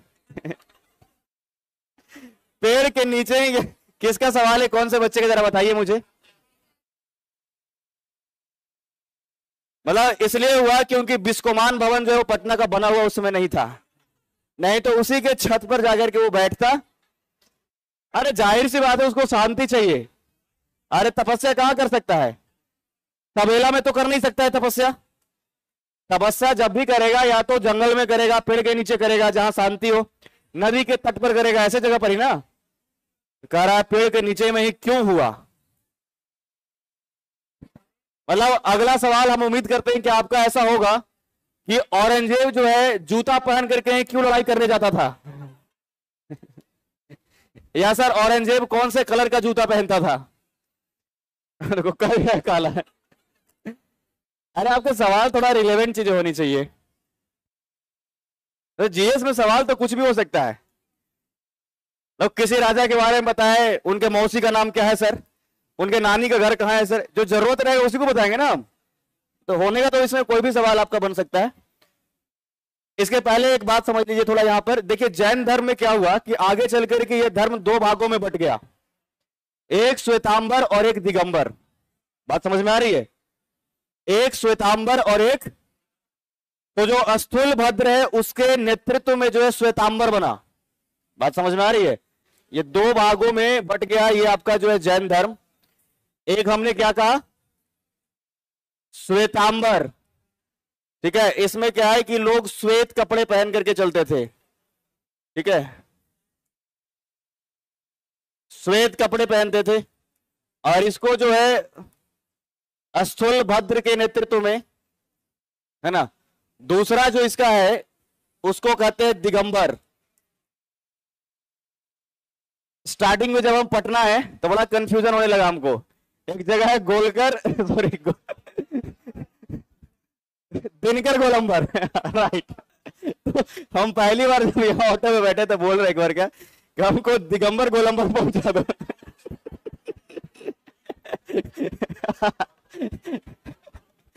फिर कह रहे गोलकर दिगंबर पहुंचा दो। समझ में आ रहा है? नाम क्या है जरा सही बताना। दिनकर गोलंबर।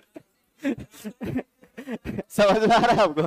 तो यहां से दिगंबर जो दूसरा है, इसमें जो है कपड़े ये लोग नहीं पहनते हैं, कपड़े नहीं पहनते। और जो ये है वो भद्रबाहु के नेतृत्व में, भद्रबाहु के नेतृत्व में जो है इसको आगे बढ़ाया गया। तो जैन धर्म में जब आपने देखा था चंद्रगुप्त मौर्य को, तो शिक्षा उनको कौन दिए थे? अरे भद्रबाहु ने उनको बताए थे कि जैन धर्म को अपनाइए और सारे जितने भी कष्ट हैं उससे निवारण पाइए। तो जैन धर्म कितने भाग में बटा? ठीक है, इसको एक बार सभी लोग लिख लीजिएगा। ठीक है, ठीक है। जैन का जो सेपरेशन हुआ है, एक तो श्वेतांबर और दूसरा दिगंबर।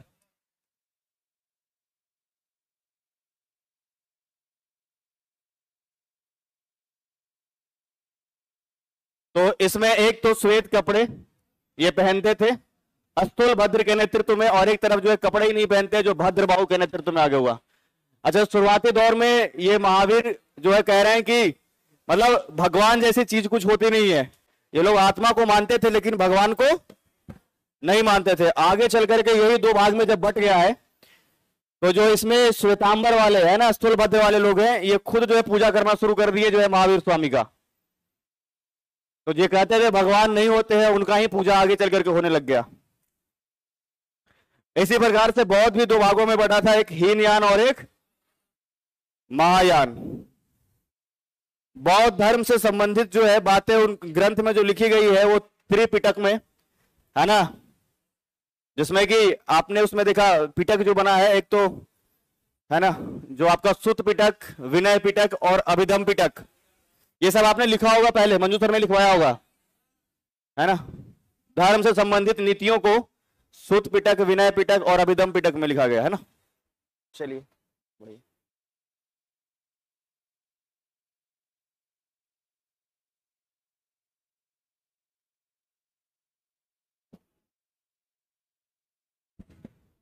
चलिए लिख लिया आप लोगों ने?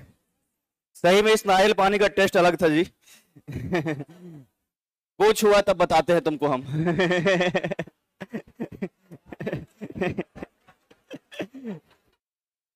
हमको क्या, हम शाम का क्लास ही नहीं लेंगे। अगर तबीयत बिगड़ा, नहीं नहीं आप लोगों का तो क्लास वहीं रहा, इतना जल्दी थोड़े बिगड़ जाएगा। अनिल कपूर को दूध पिलाया गया एक फिल्म में, उसकी सौतेली माँ ने पिला दिया और बेटा में, और उनकी पत्नी कह रही है मत पीजिए, आपकी माँ ने पिलाया है। तो कह रहा है हमारी सौतेली माँ थी, तो कह रहा है हमारे माँ पे बहुत भरोसा है, ऐसा कर ही नहीं सकती है। और बोलते बोलते उसके जो है मुंह से खून आना शुरू हो गया। तो कह रही माँ तुम तो बदल गई। समझ में आ गया? हाँ, लैंग्वेज थोड़ा मैच करता है, इसलिए किसी ने पूछा है कि अर्ध मगधी, तो उसमें लैंग्वेज जो है थोड़ा सा मैच किया है, और इस कारण से जो है इस दोनों में हमने कहा है कि ये अर्ध मगधी था। ठीक है, तो ये लिख लिया आप लोगों ने। एक थोड़ा सा दोनों में फर्क है, एक बार तेजी से इसको देखेंगे, ज्यादा टाइम नहीं देंगे हम इस पर, कि जो बौद्ध धर्म और जैन धर्म में, दोनों में हम समझा लेते हैं, हिंदी और इंग्लिश दोनों में। रुक जाइए,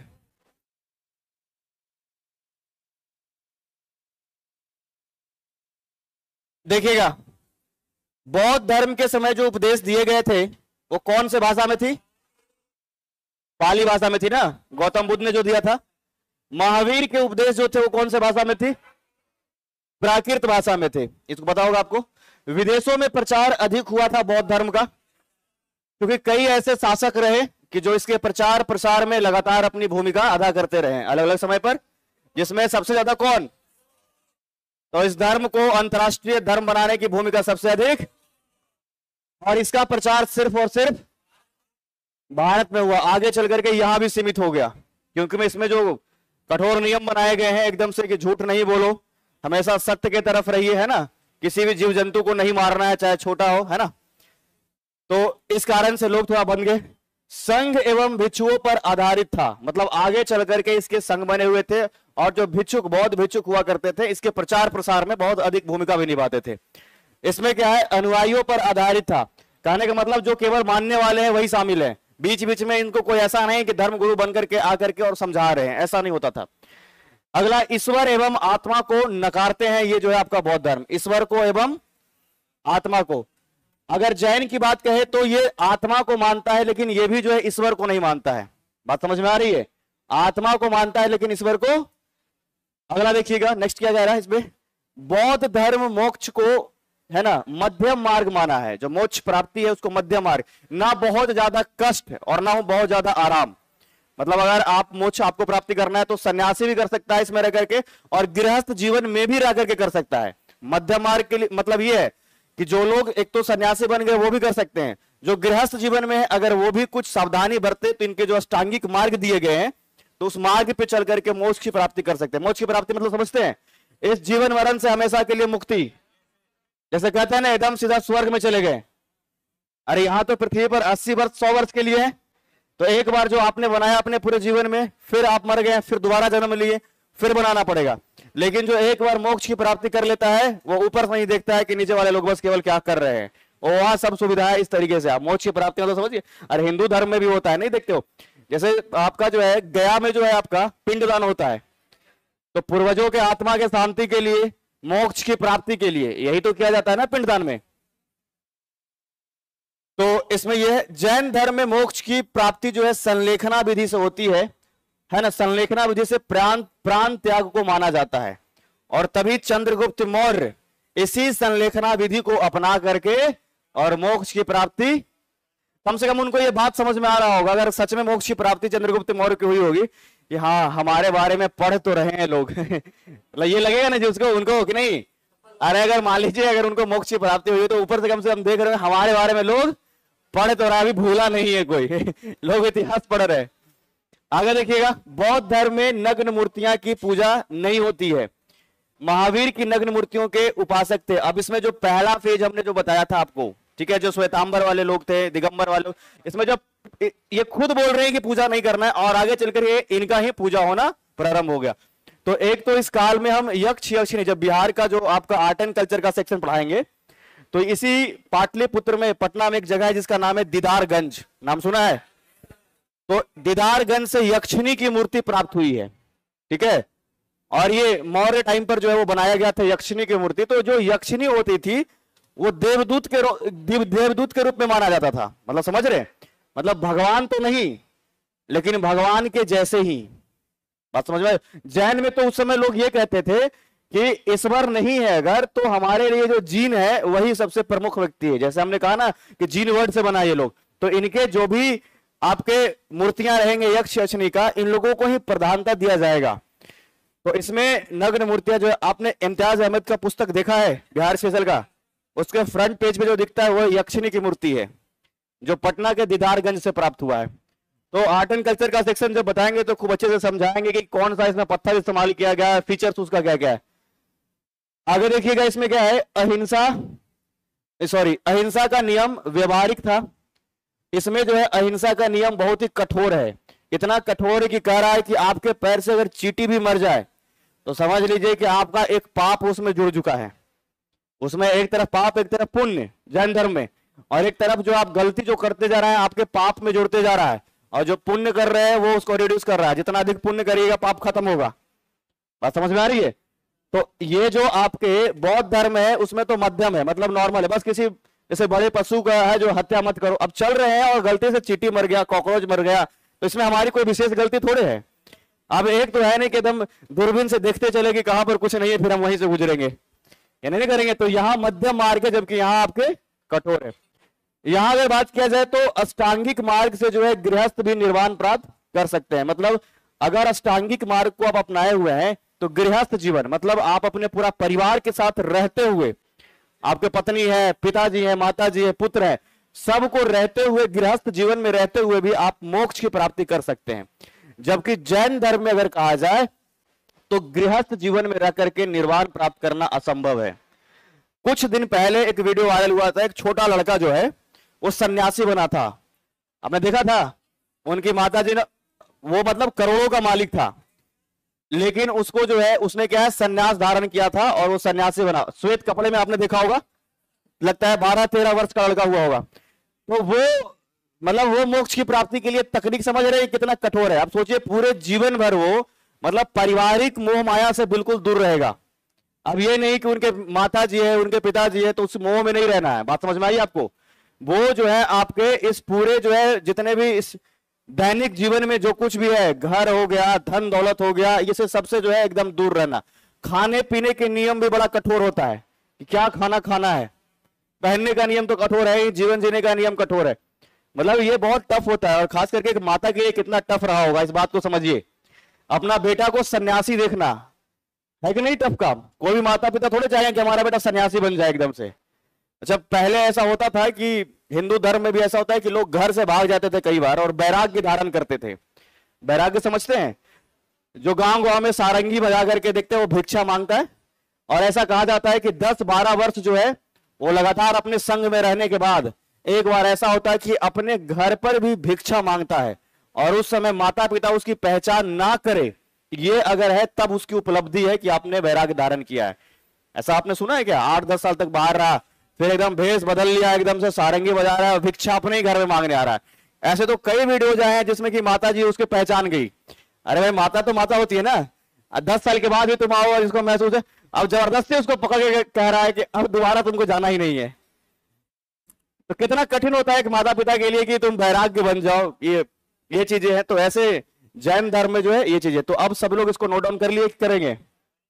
चलिए इसको आप एक बार कर लीजिएगा फटाफट, और फिर इंग्लिश वाले को हम बता रहे। ठीक है, इसको एक बार कर लीजिए सभी लोग। अरे इंग्लिश वाले बच्चे तो थोड़ा शांत रहते हैं, तुम लोग ज्यादा हल्ला करते हो हिंदी वाले। प्रॉपर इंग्लिश कितने लोग लिखते हैं? इतने मतलब केवल इंग्लिश? ओके। प्रॉपर हिंदी या इंग्लिश या दोनों या केवल हिंदी, कितने लोग? हिंदी वाले ज्यादा हैं, ठीक। तो हिंदी वाला इधर जब आगे बैठा हुआ है तब ना ज्यादा हल्ला हमको समझ में आता है। तुरंत हल्ला शुरू। बस थोड़ा सा आप रुक जाइए, क्योंकि इन लोगों को फिर दिखेगा नहीं, छोटे वर्ड्स है ना इसमें, इसलिए।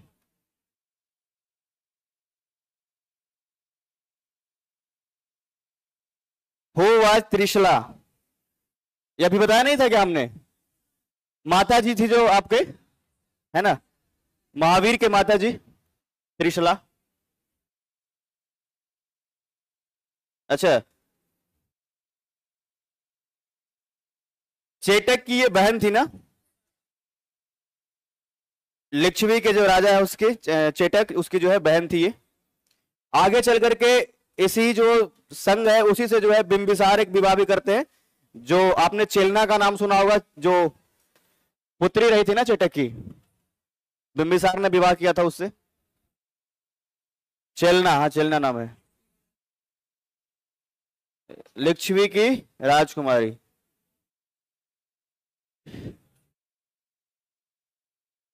एक बच्चे का सवाल है, विजय का अर्थ अगर विजेता होता है तो किस चीज पर विजय हासिल करना? ये दैनिक जीवन में जो आप समझते हो ना, जिसमें कि आपका मोह माया, समझ में आ रहा है? इंद्रियों पर विजय हासिल करना, अपने ऊपर एकदम कंट्रोल होना चाहिए इंद्रियों के ऊपर। ये नहीं कि मन कर रहा है सोने का तो सो गए। मन का तो मतलब मन होता ही चंचल है, मन कुछ भी करेगा। पढ़ रहे हो, आधा घंटा में पढ़ने का मन नहीं करेगा, नहीं। मन कर रहा है सो जाए, मन कर रहा है खाने लग जाए। मन इतना चंचल चीज है कि अगर इसकी बात को सुनिएगा, ये खुद अपना नहीं सुनता है, 15 मिनट में खुद ही बदल जाता है कि नहीं है? तो इसे इंद्रियों के ऊपर विजय हासिल करना ही जो है इसमें विजेता कहा गया है।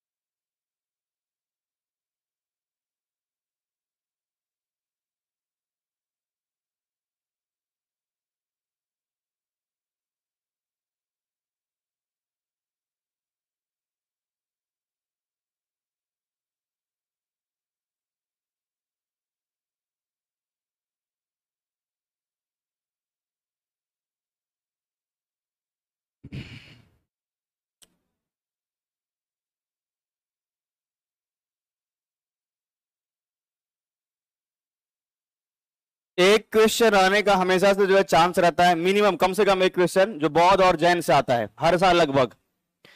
मतलब हर साल कम से कम एक प्रश्न तो आना ही आना है बीपीएससी में बौद्ध और जैन से। पिछले साल वाला हमने जो एग्जाम्पल बताया था जो, है ना, तो वैसे ही एक प्रश्न तो आपको फिक्स समझना है। कुछ सेक्शन देखिए ऐसा है कि जहां से क्वेश्चंस आने ही आने हैं, और उसको एकदम जितना मैक्सिमम आप स्ट्रॉन्ग रख सकते हैं कि वो अगर क्वेश्चन आ जाए तो गलती नहीं होना चाहिए।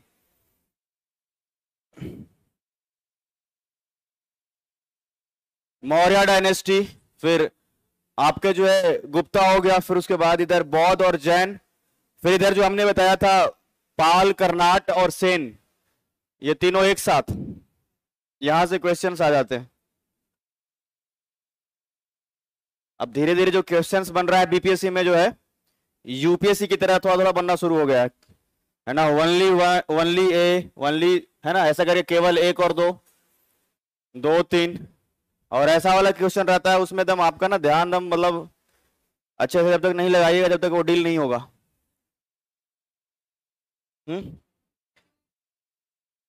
अहिंसा का नियम व्यवहारिक था। नीचे एक पॉइंट और है क्या? चलो ओके, ठीक है, अभी दिख जाएगा ये। अष्टांगिक मार्ग से गृहस्थ भी निर्वाण प्राप्त कर सकते हैं।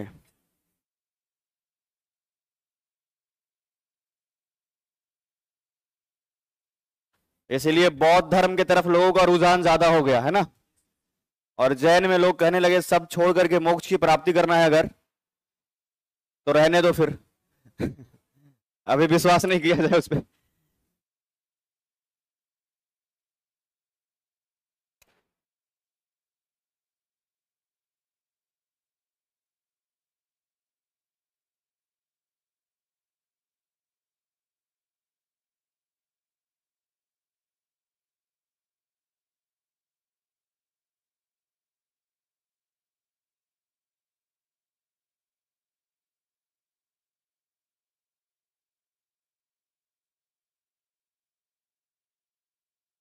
हो जाए तो बताइएगा। हो गया? अच्छा ठीक है, लिखिए।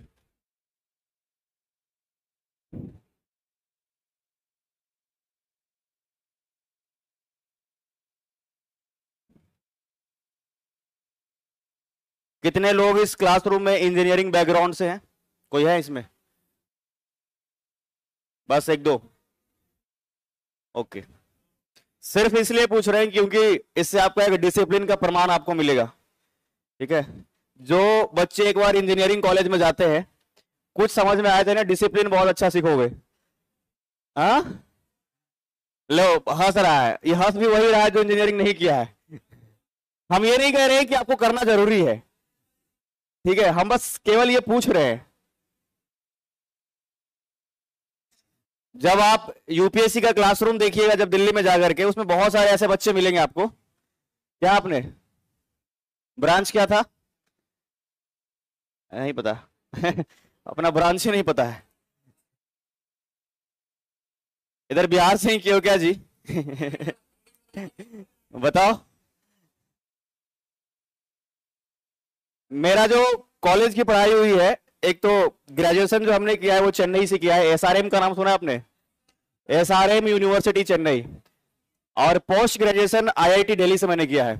ठीक है, तो दोनों जगह से मेरा जो अनुभव रहा है उसमें एक चीज हमने जो सबसे बड़ा नोटिस किया था, हाँ देखो अब अपना ही तर्क करने लग गया, ये रहा होगा सर, वो रहा होगा सर। तर्क आपको खुद नहीं करना है, हम वहां रहे तो ज्यादा हम ही बता सकते हैं। ठीक है, आप नहीं ज्यादा एक्सप्लेन कर सकते हैं कि वहां पे क्या हुआ होगा।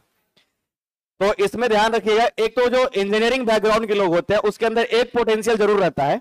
अपनी तारीफ हम नहीं कर रहे, किसी के बारे में बता रहे हैं कि वो डायनेमिक बड़ा होते हैं। मतलब जो अगर वो यूपीएससी का भी प्रिपरेशन करेंगे बहुत कम टाइम में, देखते हैं रिजल्ट जब होता है तो उस समय जब देखते हैं मॉक इंटरव्यू आपने देखा होगा, तो उसमें कई बार वो बताएगा कि हम इंजीनियरिंग बैकग्राउंड से रहे थे, है ना, ऐसा कुछ। वो डिसिप्लिन एक तो बहुत अच्छे से जानते हैं, और दूसरा कि बहुत कम टाइम में होता क्या है ना कि जो आपका सर्कल एग्जाम होता है, फिर आपका जो है बीच बीच में आपका जो एग्जाम्स जो होते रहते हैं बहुत कम समय में, 1 महीने में 2 महीने में, तो है ना, वैसे में क्या होता है कि बहुत मोटी सी किताब दे दी जाती है, और वो किताब आपको दे दिया गया इससे एग्जाम होने वाला है, अगर आप नहीं लिखोगे दबा करके तो आप फेल हो जाओगे, गारंटी है। समझ में आ रहा है? एकदम फेल होना ही है, और फेल होना मतलब आपका रिजल्ट खराब होगा, प्लेसमेंट के टाइम पर बहुत अधिक दिक्कत होगा।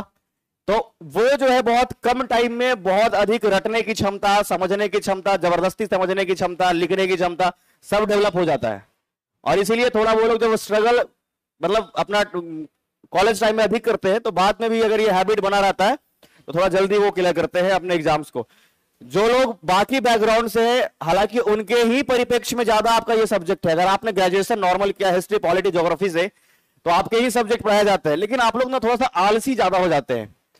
जो लोग नहीं क्या आलसी होते, सबके बारे में नहीं बता रहे हम ज्यादा लोग वो आलसी कई बार ऐसे हो जाते हैं ऐसा कि लग रहा है कि हाँ पढ़े तो थे हम ग्रेजुएशन में यही हिस्ट्री, नहीं भी पढ़े तब भी लग रहा है आपको। और बाकी हमारे यहाँ जेपी और मगध ऐसे ऐसे यूनिवर्सिटी हैं, हाँ, कि गेस्ट पेपर साथ में भी लेके चले जाते हैं, कई बार ऐसा भी होता है। और आराम से लिखिए, कोई दिक्कत नहीं, फेल होने का तो दूर दूर तक डर नहीं है। चलिए इंग्लिश वाले लोग लिखिएगा। हाँ,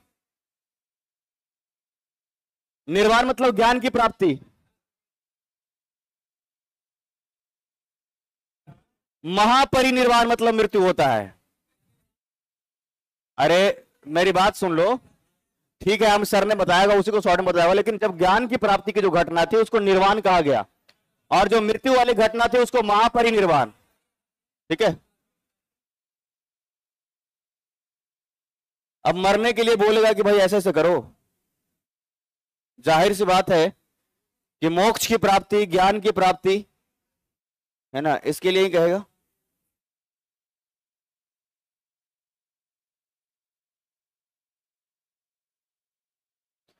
तो एक जगह पर आपका जो है पाली भाषा में, एक प्राकृत भाषा में शर्मन जितने भी थे उपदेश दिए गए, सभी लोग लिख लीजिए आप लोग।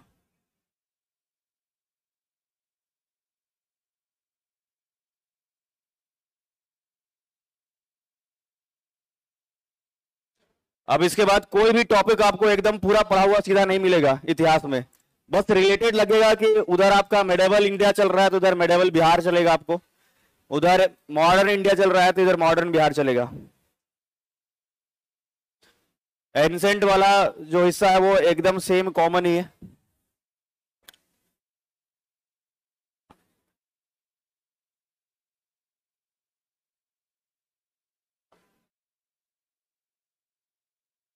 देखो एक से एक सबका सवाल आएगा, जब आप लोगों का लास्ट क्लास होगा ना तब अपने बारे में हम थोड़ा और बताएंगे। बच्चे सब सवाल पूछ रहे हैं कि सर आप इंजीनियर क्यों नहीं बने हम से पूछ रहा है हाँ, तो आखिर क्लास में हम आपसे बस बातचीत करेंगे, पढ़ाएंगे नहीं। जो सबसे लास्ट क्लास होगा ना पढ़ाने के बाद, उसमें आप हमसे सीधा सवाल कर सकते हैं, हमारे जीवन के बारे में, आप अपने बारे में भी पूछ सकते हैं कि हमें क्या करना चाहिए। ठीक है, अभी बीच क्लास में करोगे तो हम क्या जवाब देंगे बताइए। देखो एक अपने ही मन से कह रहा है तो फिर जॉब क्यों छोड़ दिए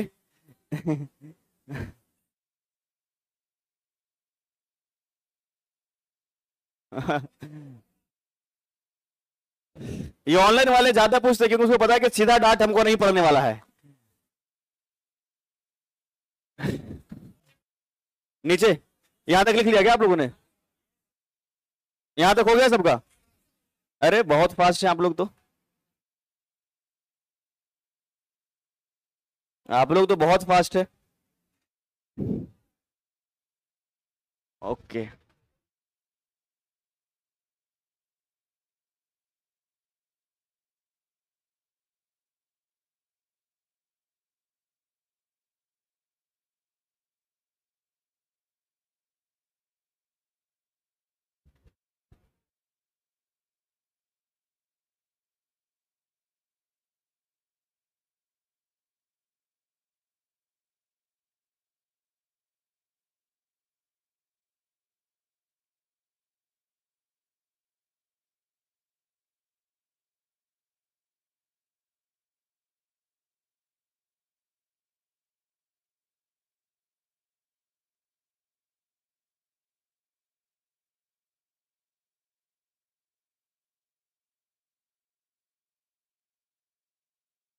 लिख लिए?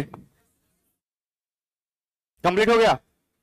तो एक बार सेन डायनेस्टी थोड़ा सा लिख लीजिएगा, सेन डायनेस्टी जो हमने बताया था, और 3-4 लाइन उसमें ऐड कर लेना है, और फिर हम लोग जो है मेडिवल बिहार की तरफ बढ़ेंगे। सेन डायनेस्टी अच्छा ठीक है, इसको तो पहले कंप्लीट कर लीजिए। सेन वंश, ठीक है, इसमें लिखिएगा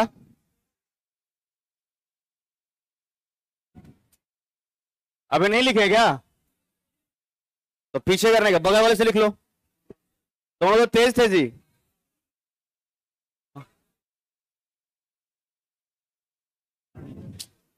अरे यार, दो तीन लोगों का कैसे बच जाता है बस।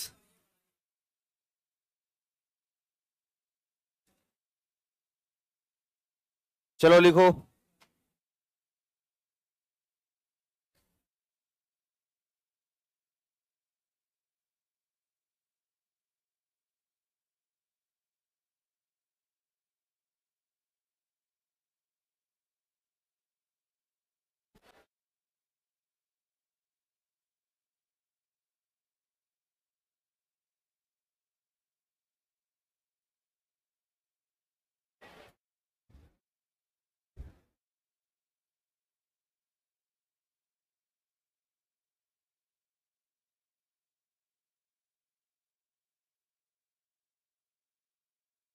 लिख लिए?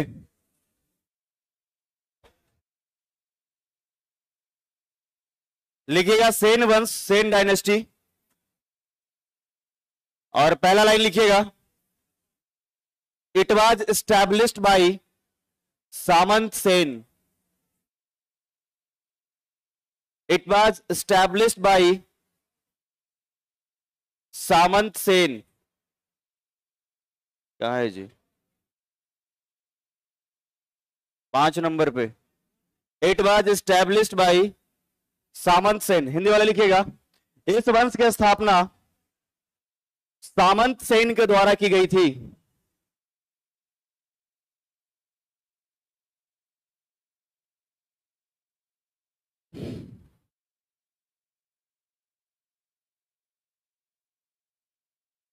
सामंत सेन के द्वारा की गई थी। नेक्स्ट पॉइंट में लिखिएगा, it was Bengal based dynasty.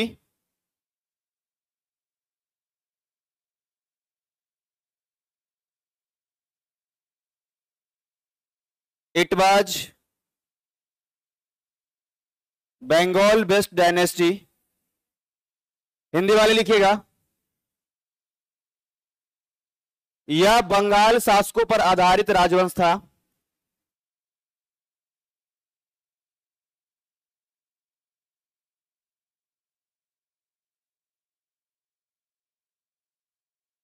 Bengal शासकों पर आधारित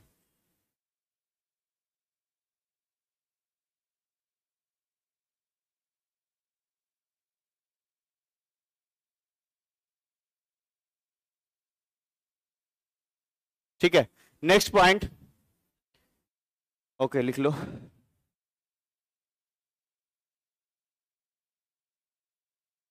ड्यूरिंग बख्तियार खिलजी अटैक,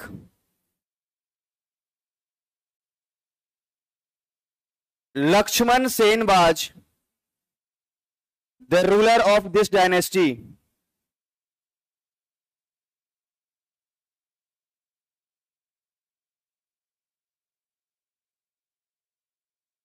बख्तियार खिलजी के आक्रमण के समय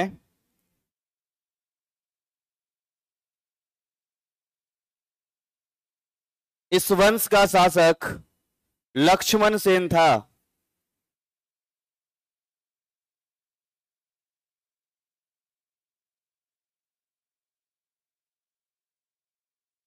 next point,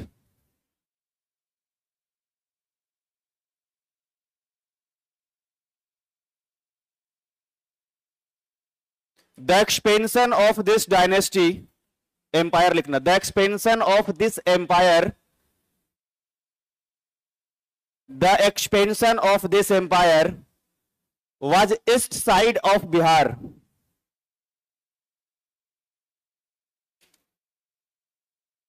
east side of Bihar, Hindi वाले लिखिएगा, इस वंश का विस्तार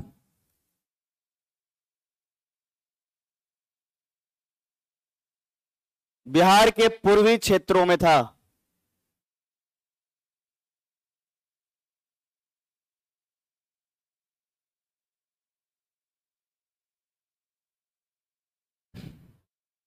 ठीक है।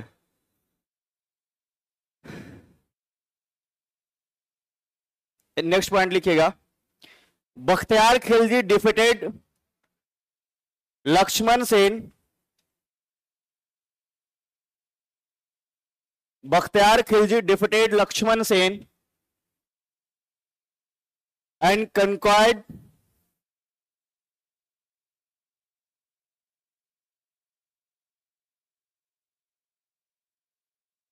This area.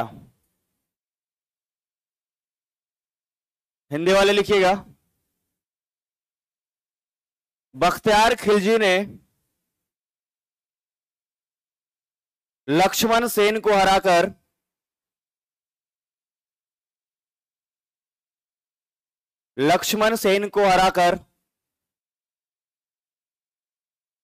इस क्षेत्र को जीता।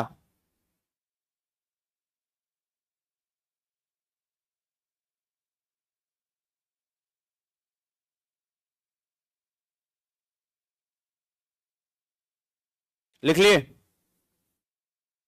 इस क्षेत्र को जीता। लक्ष्मण सेन का नाम केवल नहीं भूलना है, ठीक है, लक्ष्मण सेन का नाम नहीं भूलना है, क्योंकि अगर पूछेगा इससे क्वेश्चन तो मैक्सिमम जो मतलब ज्यादा चांसेस है कि आपसे यही पूछा जाएगा। अब कल के लिए आज ही हेडिंग दे दीजिए मेडिवल बिहार, ठीक है, कल के क्लास के लिए आज ही हेडिंग दे दीजिए मेडिवल बिहार, मध्यकालीन बिहार। और कल हम लोग जो है फिर मिलेंगे और पूरा कोशिश होगा कि एक क्लास में पूरा मेडिवल बिहार खत्म हो जाए, ठीक है। वहां से क्वेश्चंस भी कम आते हैं, 1 या 2 प्रश्न आएंगे आपके, या फिर नहीं भी। 2 साल से तो प्रश्न ही नहीं पूछा है, थोड़ा उसको तेजी से ही निपटाएंगे, है ना। मंडे को होगा, ठीक है, तो फिर मंडे को मुलाकात करेंगे। मुझे तो पता ही नहीं था कि ये आज सैटरडे को यहाँ क्लास, क्योंकि वहां आज मेरा क्लास नहीं है, ठीक है, सैटरडे को वहां क्लास नहीं है, वहां इकोनॉमिक्स का क्लास है आज। तो PYQ मैं आपको क्लास में PYQ और MCQ दोनों करा दूंगा जब हिस्ट्री कंप्लीट होगा। फिर भी अगर आपको करना है तो क्राउन और कुछ ऐसी किताबें बता दूंगा ऑफिस में, ठीक है। अब यहाँ क्या किताब का प्रमोशन हम करें।